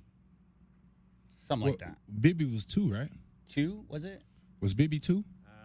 I thought Williams was the first 2. Oh, so okay. Well, he was Bibby 3 was then. 3. Yeah, I he think was 3. Sean was 3 because Danny Ferry went ahead of him. I know that. And I think it was that dude from Louisville. Blanking on his name. Ellison? Yeah. No, Bibby was 2. You're right. Bibby was a 2. Yeah, okay. And Williams was a 2. So, yeah, they were both 2s. Yep. Sean was a 3. Yep. And DeAndre 1. By the way, I got Chris Walker's backstory. You ready? Yes. He was an assistant for the longest time, was a head coach of the Texas Tech Red Raiders briefly in the 2012-2013 season, but long time assistant coach at many different stops, UMass, New Mexico, Villanova, Texas Tech. He was assistant at Cal from 2017-2019. All right, Chris Walker and Tom McCarthy on your national TV call today. Let's tell you what has to happen for Arizona to bounce back and get a win. Wildcats fans, our keys to the game are brought to you by the Royal Automotive Group. Royal Automotive, the dealership that is different. Arizona, Washington for likely the final time here in Tucson as Pac-12 mates. Well, definitely the final time in Tucson as Pac-12 mates. When we'll see the Huskies again here in Tucson, who knows? That's what if 15 years from now the Pac-12 reforms? Does that count as that would Pac-12 be mates? that would be something great to see. I don't know if we'll ever get I to think that. some of us old heads are still holding out hope. That would be great to see. Kelvin, what do you think has to happen tonight for the Wildcats to win? Well, I think we have to get back on defense. I think Washington loves the fast break. Wheeler is a guy that can find guys wherever they at on the court. So I think we have to get back and force those guys to have to run their offense to score. I want to get Boswell going. Backdoor catch and shoot situations. He's real good at the catch and shoot situation. I just think his offense is important to this team. When he plays well, it just seems like this team is at another level. And I'm going to say the same for Pella. If you notice, a lot of my key to the game is about us. Coming off of a loss, I think it's about us right now against a team like Washington. I think we need to get Pella back involved. Also offensively, we'd love to see at least 10 shots. You mentioned that, that backdoor was something we've seen a lot in the past. It doesn't seem like we've seen that a lot this season. Yeah, we've seen it with Ben Mathurin. It just when he was here in that first year, I saw it a lot there. I just feel like that I don't understand. I haven't really seen many backdoors this year, and I feel like that we need to get back to that a little bit. I understand that Ballo's under the rim and the shot blocker usually is there too, but I just feel like that it's opportunities with the back door that if it brings Ballo man over, you drop it off the Ballo or you kick it to that backside guy, which you see a lot of people doing now because the backside guy is always helping, and you kick it to that backside guy for a wide open catch and shoot. So, yeah, I would love to see some more back doors. Just haven't seen them in a while. JW Madden. Number one, no pick sixes. I think, the Huskies aren't exactly the team that we've seen more recently with all the shot blocking and all the getting all the steals. That's not the team they are this year. But against a team like that, what you really want to avoid is careless open court turnovers. Be solid with the ball. I'd like to see less than 10 turnovers from the Cats today. Draw the shot blockers. Number two, draw the shot blockers with hard drives. And find the open man because, again, that's a team that's going to play aggressive, especially on the block. They're going to look to come over off ball and block a lot of shots. So when you get that extra defensive attention in that style that Hopkins plays, the best way to counter that is draw those defenders and just dump off a quick little bounce pass to a big or a cutter to the rim. You're talking about back cuts. Pella really good at finding the open space. Keyshot, those kind of guys in that situation. Number three, dominate the boards against this team. That's not a great rebounding team. Arizona, best rebounding differential in the country, obviously in the conference as well. Washington is right about even. So I'd love to see them especially limit the offensive rebounds. Again, this is not a typical Huskies team, but that's what they've done in the past. They really, really like to attack the offensive glass. So make sure you secure those defensive rebounds before you rush out and try to get in that fast break because it's going to be a big pace. And slowing down that pace sometimes is a key in a game like this. So definitely take care of those defensive boards. And those are my keys. All right. Wildcats, guys, have not lost back-to-back games in 98 games, the third longest streak without consecutive losses in the history of the Pac-12, and obviously it has never happened in a Tommy Lloyd coached team. They are, so I guess, he's now lost 17 games, so they're 16-0 in games after a Tommy Lloyd loss. So let's keep that going today. And I think for me, my major key today is, I think, a fast start. I want to see this team, shake it off, as Taylor might say. Shake it off, get going quickly, establish yourself as the dominant team in this game. Like I said, I think we're going to be back to the blowouts, and I'd like to see that start early with a lot of confident guys playing basketball out there for the Arizona Wildcats. So start fast, finish fast would be the order of the day for me, and just finish shots. Take advantage of every opportunity that you have to finish shots, whether that's around the rim, whether that's at the foul line. Shoot better from the foul line when you have those opportunities. I'd like to see the guys that shoot the ball well from the foul line, your Caleb Loves, your Pella Larsons, your Kylan Boswells, get to the line more. Be aggressive in the drive. Get yourself to the line. Get those easy opportunities, whether it's that, and I'll add transition to that as well, because we know the Wildcats play well when they can get out in transition. So make it easy on yourselves today is kind of what I'm saying for this Wildcats ball club to get back on track and to finish things out nicely going into the rivalry game on Wednesday coming up against the Arizona State Sun Devils. Those are your keys to today's win over the Huskies. Wildcats fans, that's our keys to the game. Brought to you by the Royal Automotive Group. Royal Automotive, the dealership that is different. The Wildcats also, Caleb Love comes into this ball game. He needs just 28 points to reach 2,000 for his college career. Today is going to be his 128th game. Only 22 currently active players have reached that milestone. Caleb had 27 points in the game against the Washington State Cougars on Thursday night. All right, guys, Kelvin, final thoughts on this one as we get set for the Huskies. Yeah, I just think it's one of those situations coming off that Washington State game where the guys just want to get back in here and just get back on track to trying to win this conference. And I think today versus Washington, they're gonna come out and take care of business to get back on it. Just to get back. I won't say get right, because I think they've been right most of the year, right? But just to get that feeling back of winning and getting Boswell and Pella and some of the guys feeling good about themselves. J-Dub? Yeah, Sam, I think Kelvin said it's about Arizona. It's about what you're trying to do, tightening up everything. I don't think they played a bad game by any stretch on Thursday. They just came up against a really good team that executed their game plan. So just keep doing what you've been doing. As I think both of you said, finishing those shots at the rim, so important. And just make sure that you pay attention to detail. Finish those plays. The missed layups in the open court, having the ball fumbled out of bounds when you got an open dunk. Just keep your mind in the game. Real quick, I want to go back to this one comment from Tommy Lloyd. Last thing we'll hear from him in the pregame show. He was asked this week whether he and the players pay much attention to the rankings. The Wildcats are the number 4 team currently in the country. Our guys always, kind of have an idea, where everyone's at in the league, and I think that's important. You're competing against 11 other teams for a regular season championship, so I don't think you want to be naive and have your head in the sand. But, I think we, for the most part, as we play it, we understand that every game counts as one win, one loss. And so we want to stay focused on that. We try not to get too complicated and say, well, if we win 3 of the next 4, that's for you guys. You guys can play all those games. We don't. So, but yeah, I'm sure our guys, I know our guys know, what this game means and the potential impact it can have on the conference championship.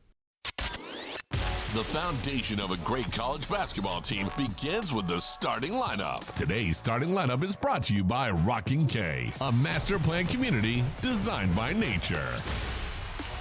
Starting lineups for Tommy Lloyd's Arizona Wildcats. Kylan Boswell, 1 guard, 6'2", sophomore out of Champaign, Illinois. He's got 49 assists to 24 turnovers. That's 2-1 during Pac-12 play. Caleb Love, 6'4", senior out of St. Louis, Missouri. He has 12 games this season, of which he has scored 20 or more points.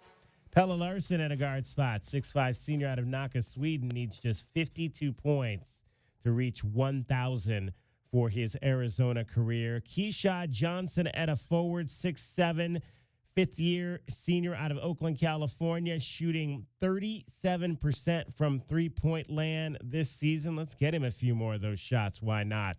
And the man in the middle is Umar Balo, 7-foot redshirt senior out of Kulakoro, Mali, not Maui, ranks 19th nationally in field goal percentage with 62% shots made. And your head coach, Tommy Lloyd, is 81-17 in 3 seasons. That's going to wrap up our coverage of the Meridian Wealth Management Countdown to Tip-Off show. Coming up next, number 4 Arizona versus the Washington Huskies. With Brian Jeffries and Ryan Hansen, you'll hear it right here. For Calvin Efon, J.W. Madden, I'm David Kelly. You've been listening to Wildcats Radio 1290, Bear Down, Arizona.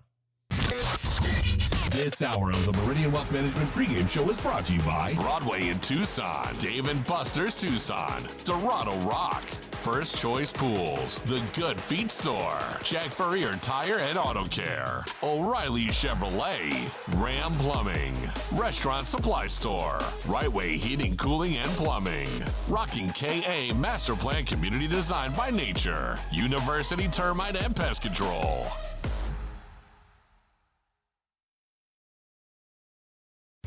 You know it, your neighbors know it, and let's face it, the mailman knows it too. Your yard just isn't what it used to be, but thankfully,